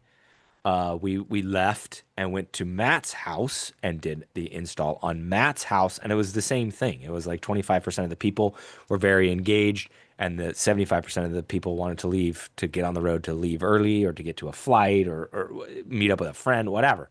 So it wasn't very valuable to the people. So that's why we stopped. That's why we stopped doing them. Oh, somebody's trying to talk to me on Zoom. I don't know. I have my speakers are on. Let me double check my settings to see if I'm interrupting somebody. Because the speaker was being weird the other day as well. So I will check that right now. Output MacBook Pro speakers. Yeah, I should be able to hear you. If you're trying to talk, I should be able to hear you. Sorry if I interrupted you. Okay. I'm gonna mess your name up. I'm gonna It's give it Nick. the old try. It's Nick. Assis Germain said, "What time does the meeting start on Wednesday?" It's basic. So all the classes that I do, we're gonna revamp them. We're gonna do them a little bit differently next year, where we're gonna do some in-persons and we're gonna do some dedicated virtuals only. But all of them are basically 9 to 5. They're all 9 to 5. Also, the Zoom is muted or open Zoom. I suck at Zoom, so maybe you can't talk because you're all muted. I have no idea. Like I said, I'm bad at this. I don't even know where you guys went. Where are the participants? Let me see if I can fix it. Hold on. Everybody's muted. It says you can unmute. Let me see it down here. If there is a thingy more. No. Participants. Invite, copy link, participants. No, I don't know why you guys can't talk. Yeah, I don't know why you guys can't talk. Sorry. I messed that up, I guess. Host tools. There we go. Let's see. Anybody can chat. Anybody can. Yeah, I don't. The only things unchecked are share your screen and record to your computer. So I don't know why it won't let you talk or why I can't hear you. I apologize for that. Yeah. So just keep rolling them. Just keep rolling them into the Zoom chat if you guys have more questions. And then let me double check over here on Facebook to make sure we're all good over there. Junie Rodriguez said, I'm thinking about doing the virtual because he's in Connecticut, far from you guys. Yeah, if you can't travel. Oh, you can. You can hear people? Damn it. What's going on? Let me see if I can hear myself on Facebook. Yeah, I can hear myself on Facebook. I have no idea why I can't hear you on. To hear other people trying to talk. I have no idea why I can't hear you on the freaking Zoom, dude. Oh, there, I found it. Boom. Okay. Somebody try to talk on the Zoom now. I found it. Hey, Nick. Can Hey, you there we hear me? go. Got it. Nick, my name's can hear Nick. you. You botched my name, but it's just Nick. Oh, Nick. Okay. Yeah, Nick, man. what's up? I'm Nick. awesome, Good to meet dude. you. I messaged you like a year ago. I live in New Jersey about bounce houses and having them certified and everything. And you said to get rid of the old units, get them certified, all that fun stuff. Got that. Great year. Great year. And then I saw this about the lights and everything, and it's like, oh man, seems like a lot, but seems fun. Um, yeah, you kind of already answered the questions that I was intrigued about. Like, I guess I'll probably buy some lights from you. And with that, also with the video training next week, I work carpenter at trade, so I'm not going to be able to make a 9 to 5 Zoom on a Wednesday. How does that work? Great question. So, yeah. So what we've done is we've had this happen a little bit last year. So last year was the first time we did the virtual. And we kind of didn't have a workaround for it because we were just like, whatever, let's do virtual and see what happens. This year we were much more organized. So if you buy it and can't make it, you need to let me know, or I will not even sugarcoat this. It's better to let Matt know.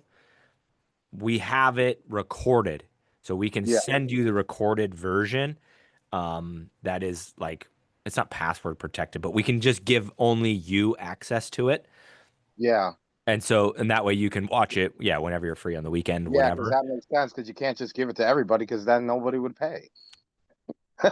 Right? Right? So if you want to go buy the virtual for $100, we can get you the recorded version, and it's literally the whole class, right? The only downfall to it is you can't ask questions to it live, obviously. Yep. The people that are there will and can.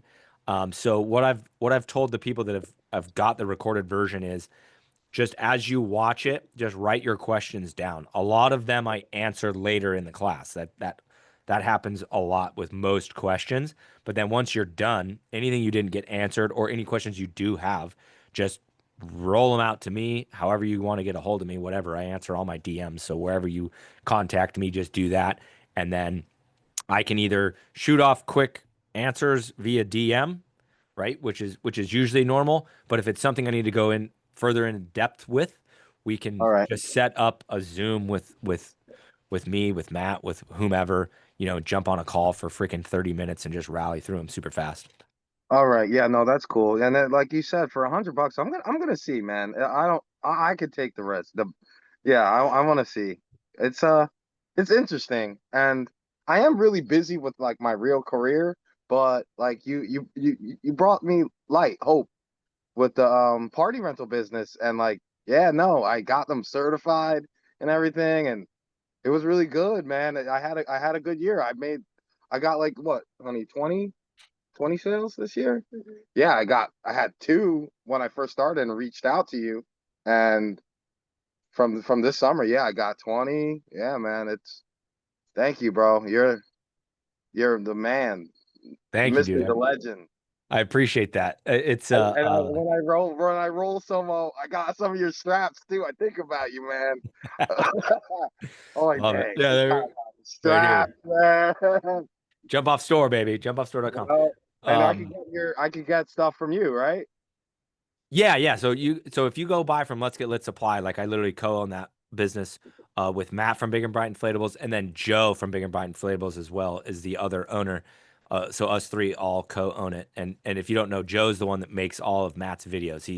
He's kind of like behind the scenes and definitely behind the camera. Hmm.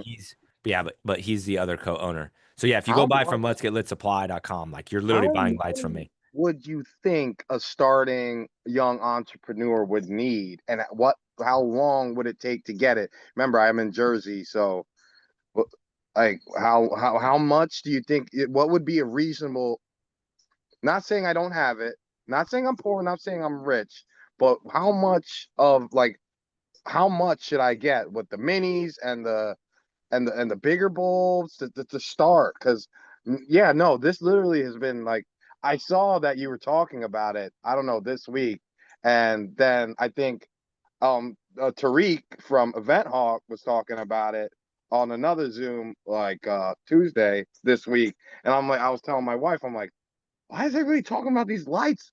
And then her sister-in-law, her her husband works with a power washer, and that's another business he did.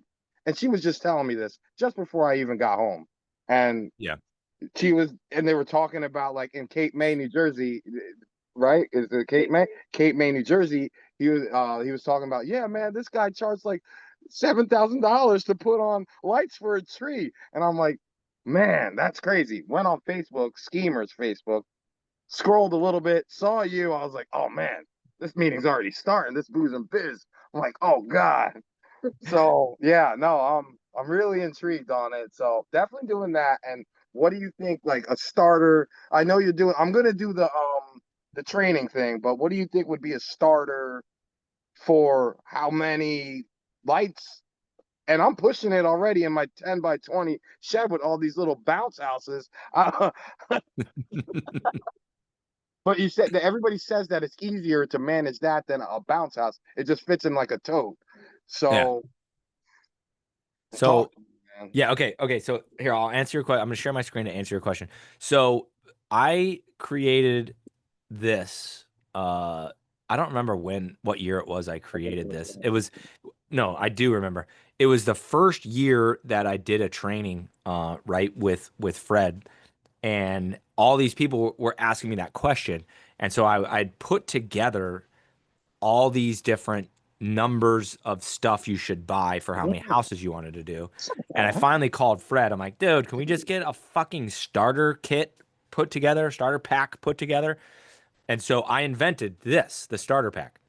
And so Fred put them on Christmas Light Contractors and was doing great with them, selling them. That's what I just told everybody. This is what you need. So then when we started Let's Apply, obviously we have starter kits, right? So it's what you see here. So this is kind of like our best guess of what you need to get started, right? Mm-hmm. Now, it is customizable, right? So we put in some pure whites and reds, right? So that's way you can run red, pure white for the candy cane, but most of them are going to be warm whites. I hope you guys can see my mouse, but most of Yeah. them are going to be the warm whites, then a socket, and then some yard stakes. Then you've got plugs, and then you've got one plugs, clips, and zip wire, right? So that will get you started. And so we charge it's really small on my screen, but 1787 for the Yep. starter pack. If you buy that, the training's free. Like we did that this year for the first time, where if you just buy that, your training's free. And so that gives you enough stuff to do two things. Number one, get lights in your hands so you can go put them on your own house so you can figure out what the hell you're doing. And then you can start selling jobs and you have the materials to go install those jobs. And it we kind of played with like a 3 house, a 5 house, a 10 house, a 50 house, whatever, and it just didn't make sense because once you're going to start doing a lot of homes, right? This is our best guess at what you need, but we're going to be wrong to some degree. So Yeah. we kind of actually nixed that and we just went, no, it's a 1,000 foot starter kit. So it's the first thing you can buy. Once you start to run low on the products for that are in the starter kit, you'll have an idea of what you need to go buy to fill in, and you can just go Yep. buy the bulbs, the stakes, whatever, right? Because you'll have an idea. But what's funny now is every single distributor that I can think of off the top of my head now has the starter kit. I'm like, shit, I should have like trademarked this or patented this or something. Um, Yeah. but yeah, go buy the starter kit, $1,700. And to kind of give you like a little bit of a backstory. So, and if you were late to the Zoom, you didn't hear this story, but my first a go at installing professional grade Christmas lights was in the winter of 2021 when Mardi Gras was canceled because the only way I could sell people purple, green, and gold for their house because Mardi Gras was canceled, so they all decorated their house like a float. They called them a house float. Was to run professional grade Christmas lights. So that was the first time ever that I bought professional grade stuff. And then for that winter, I planned on going hard AF. I spent, I don't remember the exact number, but it's somewhere like $5,800, $5,500, something like that. And I was out of materials in no time. We ended up doing $125,000 in revenue for the Christmas of 2021, and I had spent $40,000 in season on materials. Now I overbought, so I didn't need to spend as much as I did, but I just didn't know when it was going to turn off. I didn't know how busy it was going to stay, whatever. But like it's okay. I overbought, so I had more for next year, right? And so then for better or worse, I re-up every year for it's somewhere in the ballpark of $30,000 worth of lights. And we do a thing. Uh, Most distributors, we all do this, but we call ours Spark buys. And Spark is an anagram. It stands for something I don't remember what is off the top of my head. But basically, what you can do when we open Spark buys in January or February is you can put in your order of everything you think you need for the upcoming season, pay for it. Actually, you don't even have to pay for it all. You just need a deposit of I think 40%. You just pay 40% of it, and then and then basically what we do is all the lights that we're going to buy that we think we're going to sell at Let's Supply, we're going to buy that anyway. We just tack you on to that. So you kind of get the China price, so to speak, to where you're going to pay us 40%, up front with more or less the money that you made in November, right? And then your lights will land sometime around now. All of our stuff for Spark Buys this year has shipped. Almost all of it is shipped out to the customers as of today or tomorrow. And so you'll have all of your lights in September, but you get them at a much deeper discount because we just tack you on to our order from China. And so it lowers your overhead quite a bit.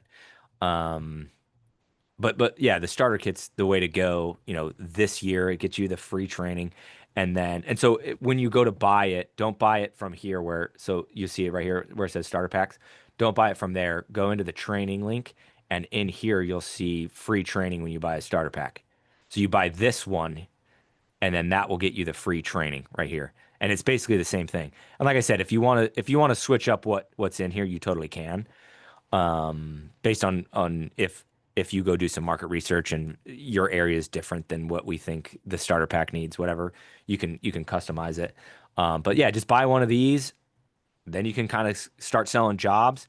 What you do to kind of drive revenue is early on when you're brand new, when you go sell a job, like I'm already selling jobs now, and I'm selling them now at 20% down payment, like or a 20% deposit to get on the schedule, but I don't need to drive revenue. Like it doesn't matter.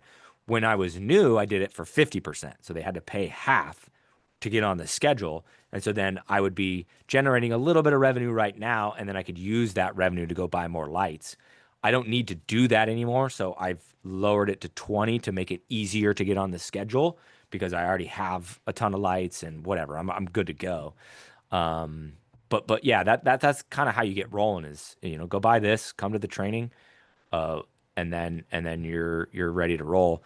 And then to answer kind of your other question of why in the world so many people are talking about this, especially in the inflatable industry, is because I started talking about it in the inflatable industry before I was a distributor, right? Because I had an affiliate link with Fred.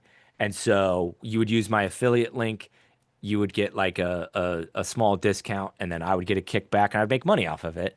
And so I was like, yeah, let me see what we can, how many people we can get in the industry, right? Makes you guys trust me more, makes me some money, whatever. And then that was the reason that we started Let's Get Lit Supply. It was Matt's idea. He's like, you're selling all these lights for somebody else. Like, let's just sell the lights for ourselves. And we still go through Fred and Donovan as our distributor, right? So they're still making money off of us. But they're amazing to partner with. They help like you can't imagine. They've both been installing lights for 12, 15 years, something. They know everything about everything about everything. They're a great resource for us to lean on, and you guys can lean on them as well. Or if you ask me a question, I can go to Fred and get a different answer for you, whatever. But yeah, so the reason that there's so much, or the reason that Event Hawk does it is because I brought it to the inflatable industry, had so much traction with so many businesses that were buying lights that other entities were like, "Oh, Nick's doing this, I may as well do it too," right? So I kind of brought them in and showed them what they could do, and so they're a business. They're trying to make money in the off season too, and it's all good. So I don't work with Event Hawk. I work with a marketing ninja, and they can and I've set it up to where you can go to them and they can build all your stuff out. It's great. But I'm super glad to hear that I helped you out and kind of got you through that. That's why I do all the stuff that I do, because I love hearing those stories. So thank you. Oh, thank you, Nick. Thank you, man. Very And welcome. um, I'm not sure if I want to get the starter pack just yet. I feel like I want to just do the training. It's $100, and Yeah. yeah, like that's $100.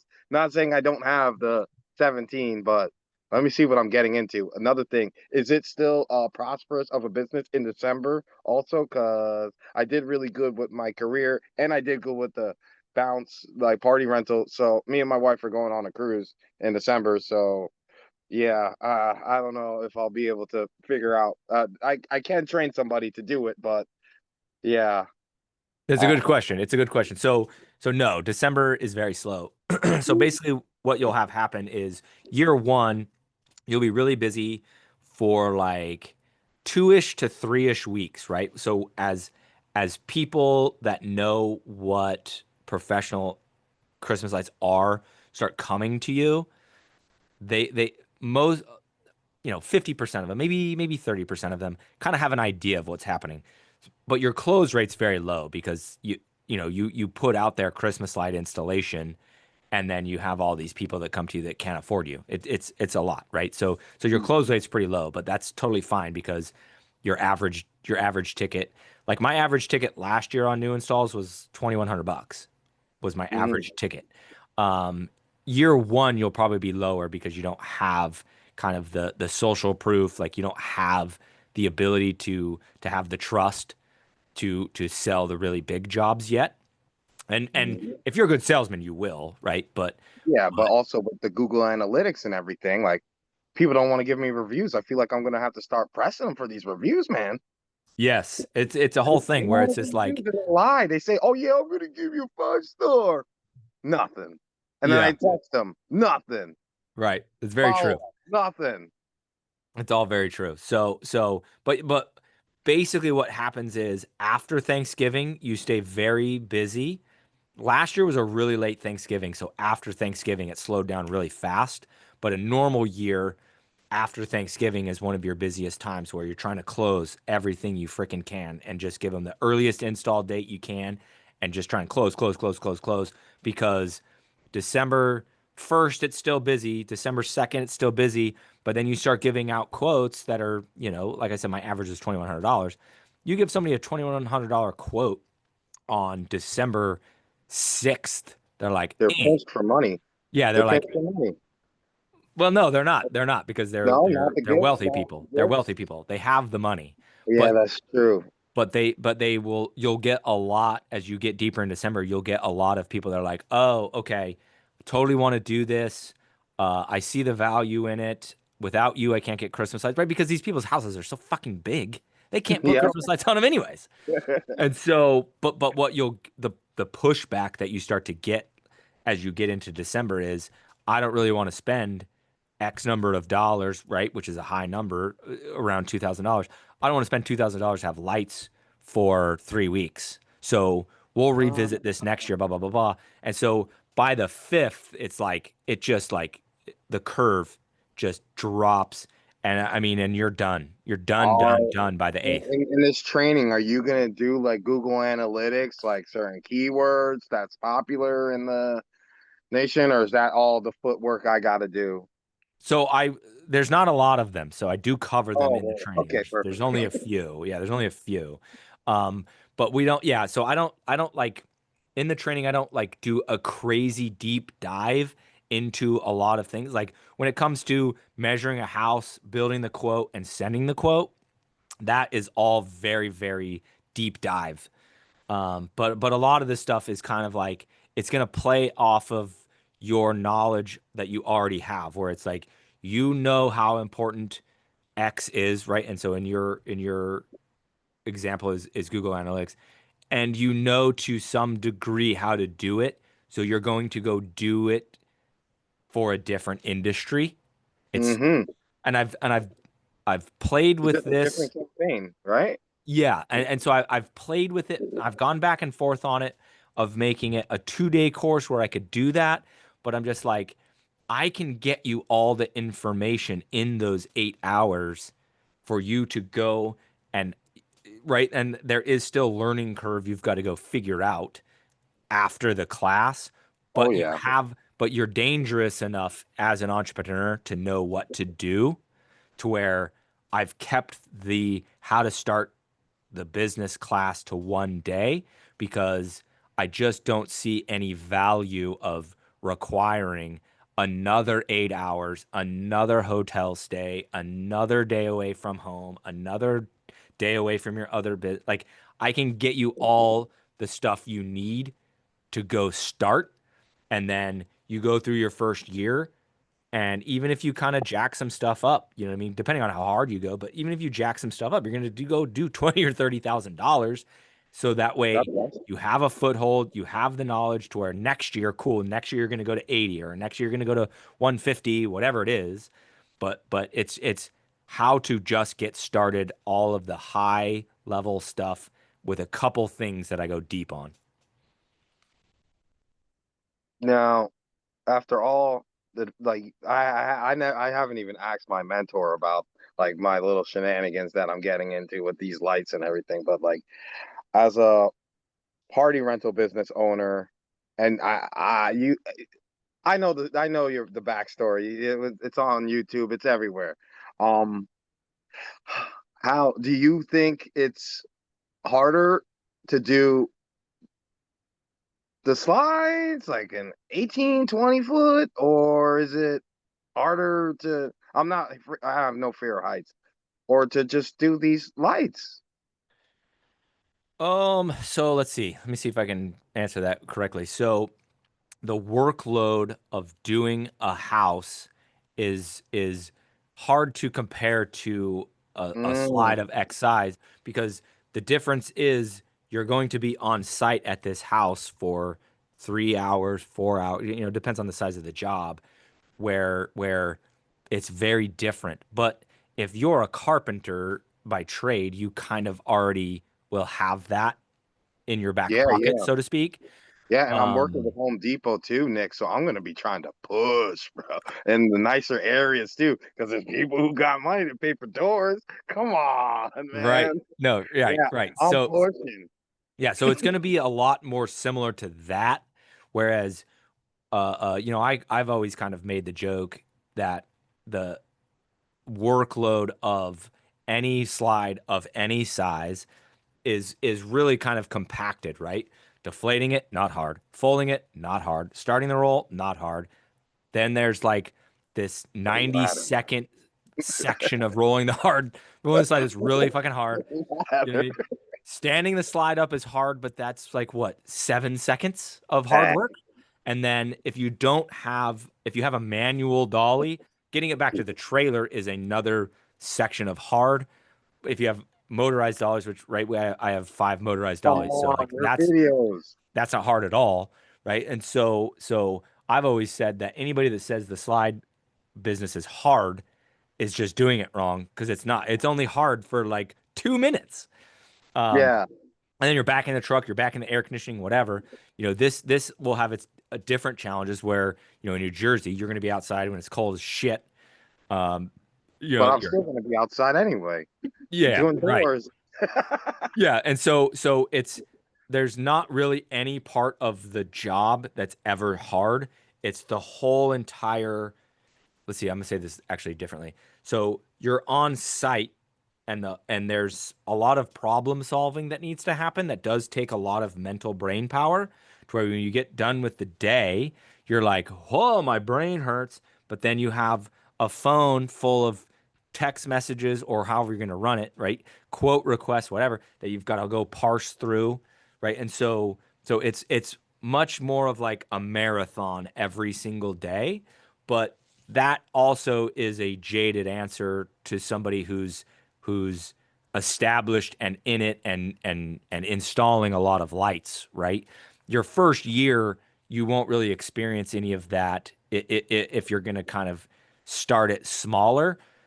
If you are intending, and so this is not necessarily for you, this is for anybody else that's listening to this. If you're intending to go big year one, you have to have somebody else somewhere that can answer the phone and do the quotes. I actually co-founded a business that does that for bounce houses and for Christmas lights called raisebookings.com, where it's a American. We have never outsourced anything to other countries. It's an American that is sitting at their house. It's a stay-home mom. It's whatever that Racebookings.com. Raze, Raze. Um, and then we just charge by the job. We just charge a percent by the job. My co-founder Brooke handles all of that stuff. But so if you're gonna be busy enough, right? Because you can't like answer the phone on a ladder, hanging lights, and have a useful conversation. You got to come down and then have a piece of paper to write their information on, and then you put the phone down. You're like, where the fuck was I? Right? So like the challenges are just way, way, way different. Yeah. But if you You can, can do it if on the you can, smartwatch, but like also then like I don't have delete me, so I'm getting like these Google spam. Mhm. Oh man, and like like you always say, pick up the phone. So I'm picking up the phone with my smartwatch, and it's just Google trying to help me with my. Oh my God. Yeah, Yes, I got yes. So you. it's all of that, like Christmas light installation, if you can get to scale or when you get to scale, is this weird thing where every second is a sprint. You know, you're Usain Bolt, but you also are running a marathon while you're sprinting. Like it's like nothing I can So what? even You look like a duck explain. in the water.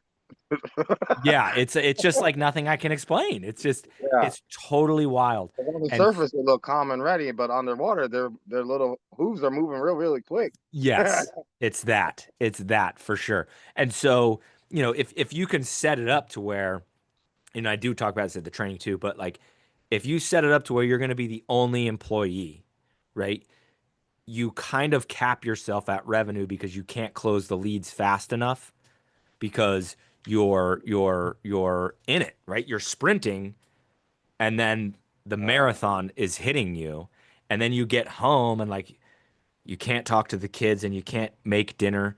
You have to like eat dinner in the office while you do shit till 10 and then tomorrow you got to be back up at 6. And so it's like if you can set it up to where you can have just like somebody on deck, whether it's Ray's or your wife, your auntie, whomever. Like my first one was my mom, right? My mom retired kind of early for her age, and I got so busy, I was like, holy shit, I can't do this alone. And so my mom, I called her, I said, guess what? You're hired, right? And then I taught her over the phone how to measure houses and send quotes because I was too busy. I couldn't do it because I was, you know, essentially a one man show. So if you can kind of do some of that housekeeping up front, it's a lot less stressful.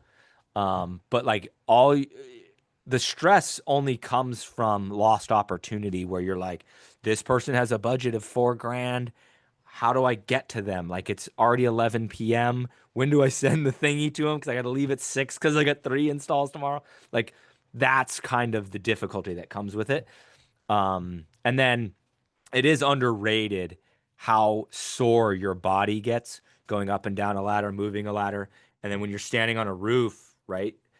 Where I'm at, this is not necessarily applicable to you or to anybody else, but where I'm at, for whatever reason, all of our roofs are really tall. It's just the style of home. So like you're standing on, your hips are sore, your calves are sore, your back is sore.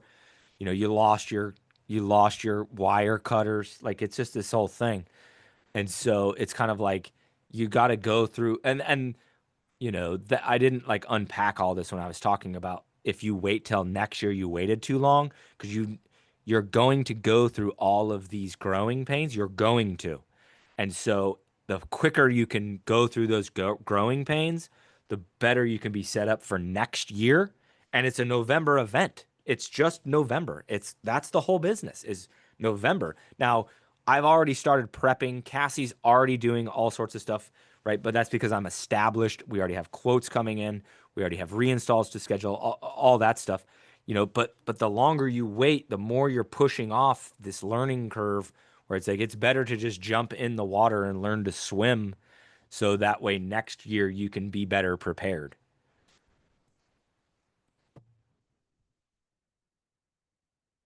Let's see. Okay, I'm gonna hit some more questions kind of rapid fire here, and then we can wrap this puppy up close to 7. Let's see. So Nathan Mitchell said, "What's the best way to store in the off season?" So you go buy bins from wherever you want to go buy bins from. I don't care if you go to Costco, Sam's Club, Lowe's, Home Depot, don't matter. You get the black bins with the yellow lids. Some of you guys will have red lids. I'm jealous of you because I wish I had red lids because of the jump off because red's my favorite color, but I got yellow lids where I'm at. But anyways, but once you buy them from a store, you have to buy them from that store only. The lids don't work. The lids don't stack. They're all slightly teeny tiny bit different. So if you go, so I buy all mine at Home Depot because year one I bought them at Home Depot. So I have to go buy them all at Home Depot. order them online at Home Depot, doesn't matter. But I have to go to Home Depot because nobody else's bins play nice with my Home Depot bins.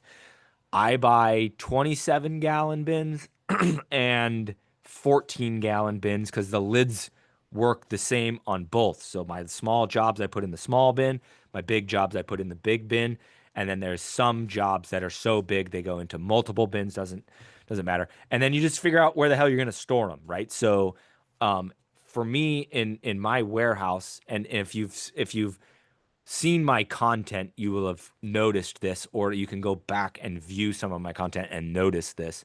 But one side of the entire warehouse is 80 something inflatables, 85, 82. I don't remember how many we have, something like that. And then the other side of the warehouse on the ground is tables, chairs, foam party, generator, yard games, blowers, cords, whatever.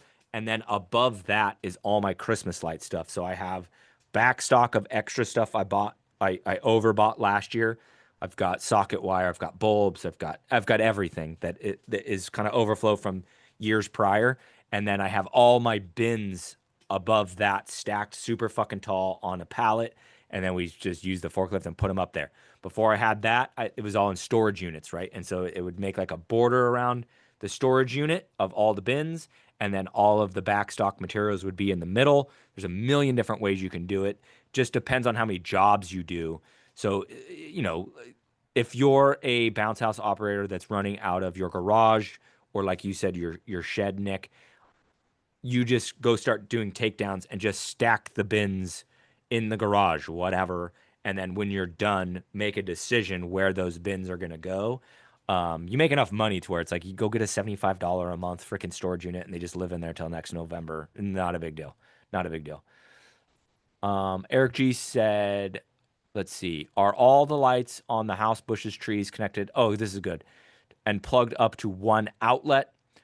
Like the trees have different parts to the yard of the property, or do you power the system? So it's all LED. It's all low voltage. So 96% of the time, it's all to one plug, and you make your own cords using a roll of zip wire or lamp cord or whatever you want to call it, blank wire, and you run everything off of itself. So to let me see if I can show you really fast what I'm talking about.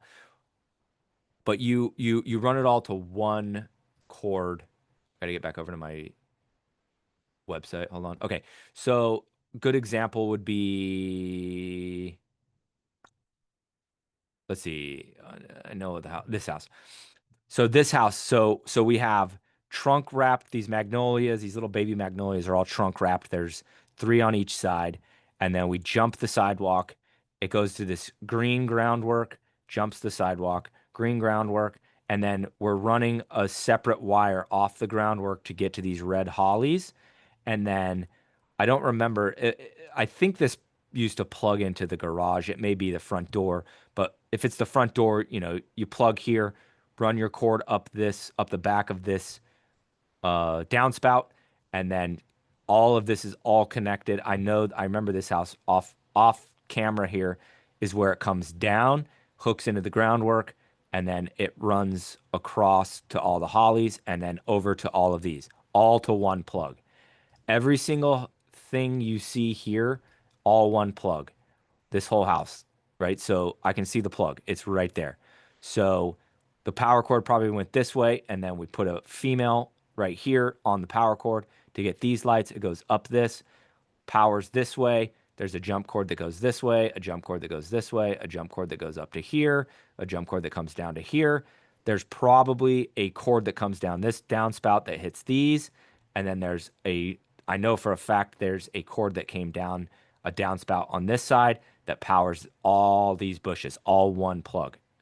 The only time you're going to run off of even this 7-story fucking building in downtown New Orleans where we did this huge awning, it doesn't do it justice how long this is. I dropped a jump cord all the way down from the roof down to this. It all runs to one plug that's up on the roof. The only time that you will run multiple cords, this house, you can't see how much groundwork is on this house, but it's got to be a half a mile, one cord. This house is the only house where we split it because it was so big, and they had outlets out here. So all of this goes to an outlet that was over here. All of this, I think, hooked into the roof, but maybe on an outlet over here. All the roof is all one. These windows jump off of each other to some extent. And then we did the whole back of the house. And then there's a fence back here that's on the lake. The fence was its own cord. And then there was another power cord for some of the back of the house that didn't connect to all of this. So 1, 2, 3, 4. So this may have 4 or 5. That's extraordinarily rare. But this job was, if memory serves, $12,000 or something like that. I mean, it's got to be a huge job. All one plug. All one plug. Obviously, all one plug. This is all one plug. Even this crepe myrtle was somewhere around $1,500. It's more lights than you can see in this picture, but it has a cord that runs like up onto the like up this railing or something. All this railing, which was all stapled, took hours and hours and hours, all runs to one cord. All the windows that are outlined and the roof, all one cord. So you're going to run it all to one cord almost always. Almost always. Mr. 90210, 12564 said, what's the max amount of lights you install in one strand to keep from burning the house down? I believe you can run 2,000 bulbs, which is somewhere in the ballpark of 2,500 feet if you're using 1,500 foot space. Like all of it, all of it. Like you don't got to worry. It's not a worry. It's not a worry. 1660. Yeah, it's if you do the math on the amperage of the bulbs, yeah, it's like 2,000 bulbs. Like it's insane. Just run it all to one plug. Don't worry about it. Oh, and if you have a job where you need to split it, you can call me or call Matt. We'll help you out. Let's see.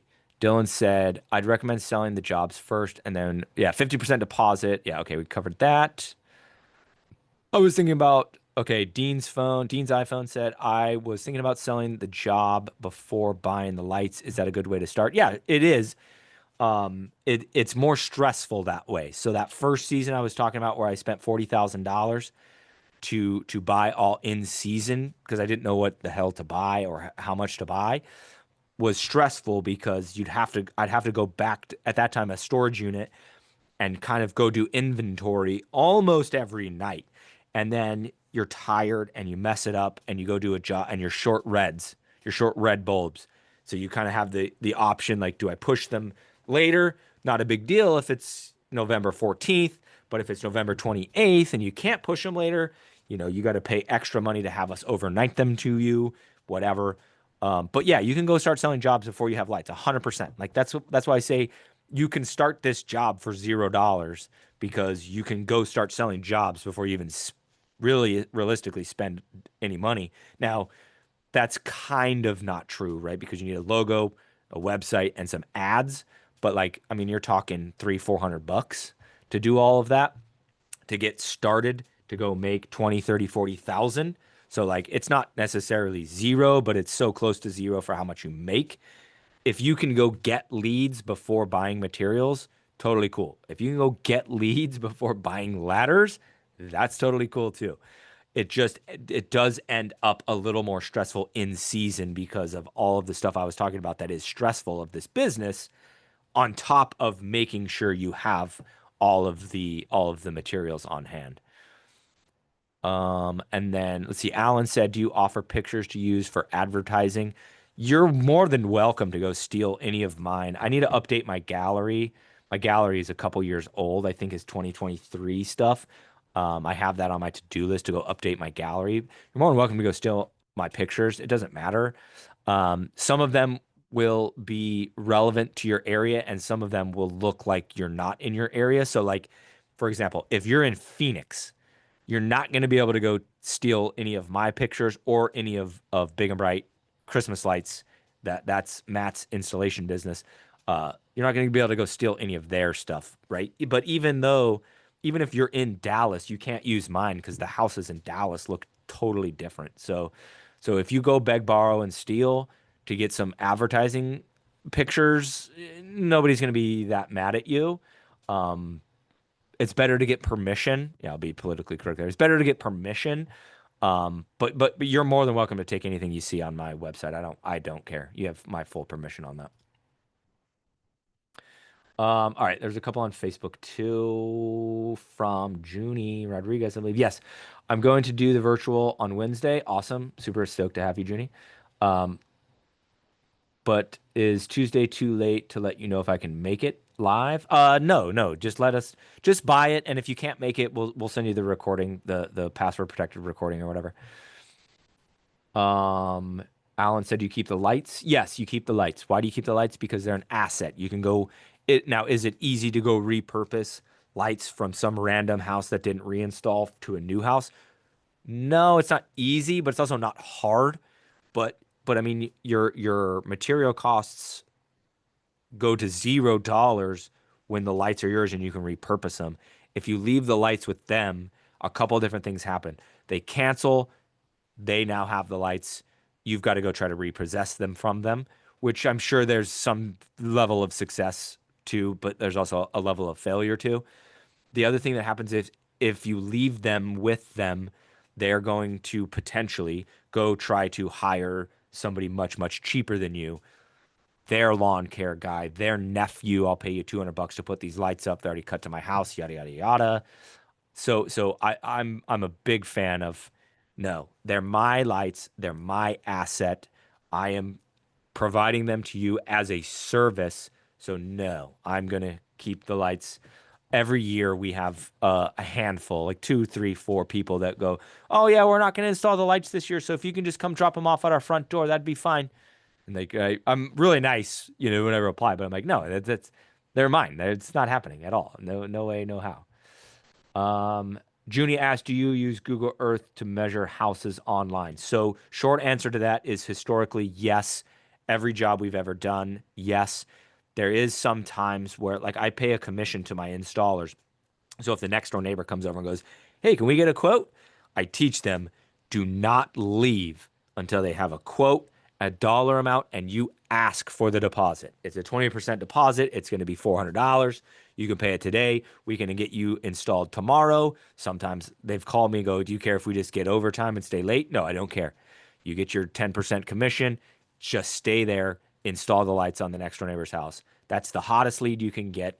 Do everything you can to keep it, and they'll go and price that job themselves, whether they walk it with their feet, whether they use their tape measure, whatever, and then they bounce that quote generally off of Cassie, but sometimes off of me to make sure it's correct before they give the person their price. But a very, very, very, very high percentage of the time, yes, we use Google Earth to measure to get the quote to them. Now, with Holiday Home Concepts, which we were just introduced to last week, and we're definitely going to be partnering with them to some degree to be able to give you guys a discount on their services. When you go upload the picture of the house, that's probably going to be from Google Earth, by the way. You do this thing where you measure one spot or multiple spots on the house, superimpose that on the picture because the garage is 36 feet long. So you tell the software the garage is 36 feet long. From there, you can go do your mock-up and put lights on the house, which, by the way, theirs is the prettiest one I've seen to date. And as you decorate the house with lights, it also measures it for you using what they call the yardstick, or that 36-foot length that you said the garage is. Off of that, it knows how long of each run of lights you're adding is, and it will build the quote for you. It's really cool. Sarah, the founder, is going to be doing a demo at our Nashville. She's going to be doing that virtually at our Nashville next Wednesday. And then our Dallas training, she may come in person to do it because she's also local to Dallas. But if you use that software, you don't have to use Google Earth to measure. You use their software to decorate and measure at the same time, saving you time. And then you can send the quote to them from that software too. So if you don't want to go buy another piece of software, i.e. Jobber or Tinsel or whatever, you can just use their software while you're still kind of small and learning, Once you get to scale, though, you do need a a legit CRM like a jobber. Cool. 7:08. Not bad. Not bad. My wife told me this is going to run super long, and I kept it nice and tight. So, for those of you guys that are still watching, there's only freaking 2 people live on Facebook. But we have 7 left in the Zoom. So, yeah, if you guys want to buy, or if you have questions about buying the virtual or the in-person for Dallas or for Nashville, just find me on Facebook Messenger, Instagram, DM, whatever. You can ask all your questions there. I answer every single DM I get. So I promise I'll give you an answer. You can also reach out to Matt, Big and Bright Inflatables Matt on Facebook Messenger. He is like fanatical about answering his Facebook messages and doing so fast. He cones, let's get lit supply with me, and comes to all the trainings with me to kind of play co-pilot. So he can answer anything you have too. We would love to have you as a seat there, and we would love to sell you lights. And if you come to the training, spoiler alert, you do get a lifetime discount from us as well as support. So when you get to a job and you're in the weeds and don't know what the hell to do, you'll be able to get a hold of either Matt or myself for in the moment coaching, training, support, whatever, for helping you out. For quotes, doesn't matter. Tree in a hard situation to navigate when you're on site, doesn't matter. You can get a hold of us. You buy lights from us. We are here to support you. That is kind of like our almost like our core value number 1 at Let's Get Lit Supply. Okay, there we go. That was fun. So I'm going to be able to download this, and then hopefully we'll have it uploaded tomorrow over on YouTube and on my podcast in audio form. So go subscribe to my podcast. Just Go with Nick Glassett, and then you guys know where to find me on YouTube. There we go. Done. That was awesome. Thank you guys so much. I'm going to go watch football now. Let's get litsupply.com. There we go. Okay. I'm ending in 3, 2, 1. All right. Love you guys. Peace out. Night.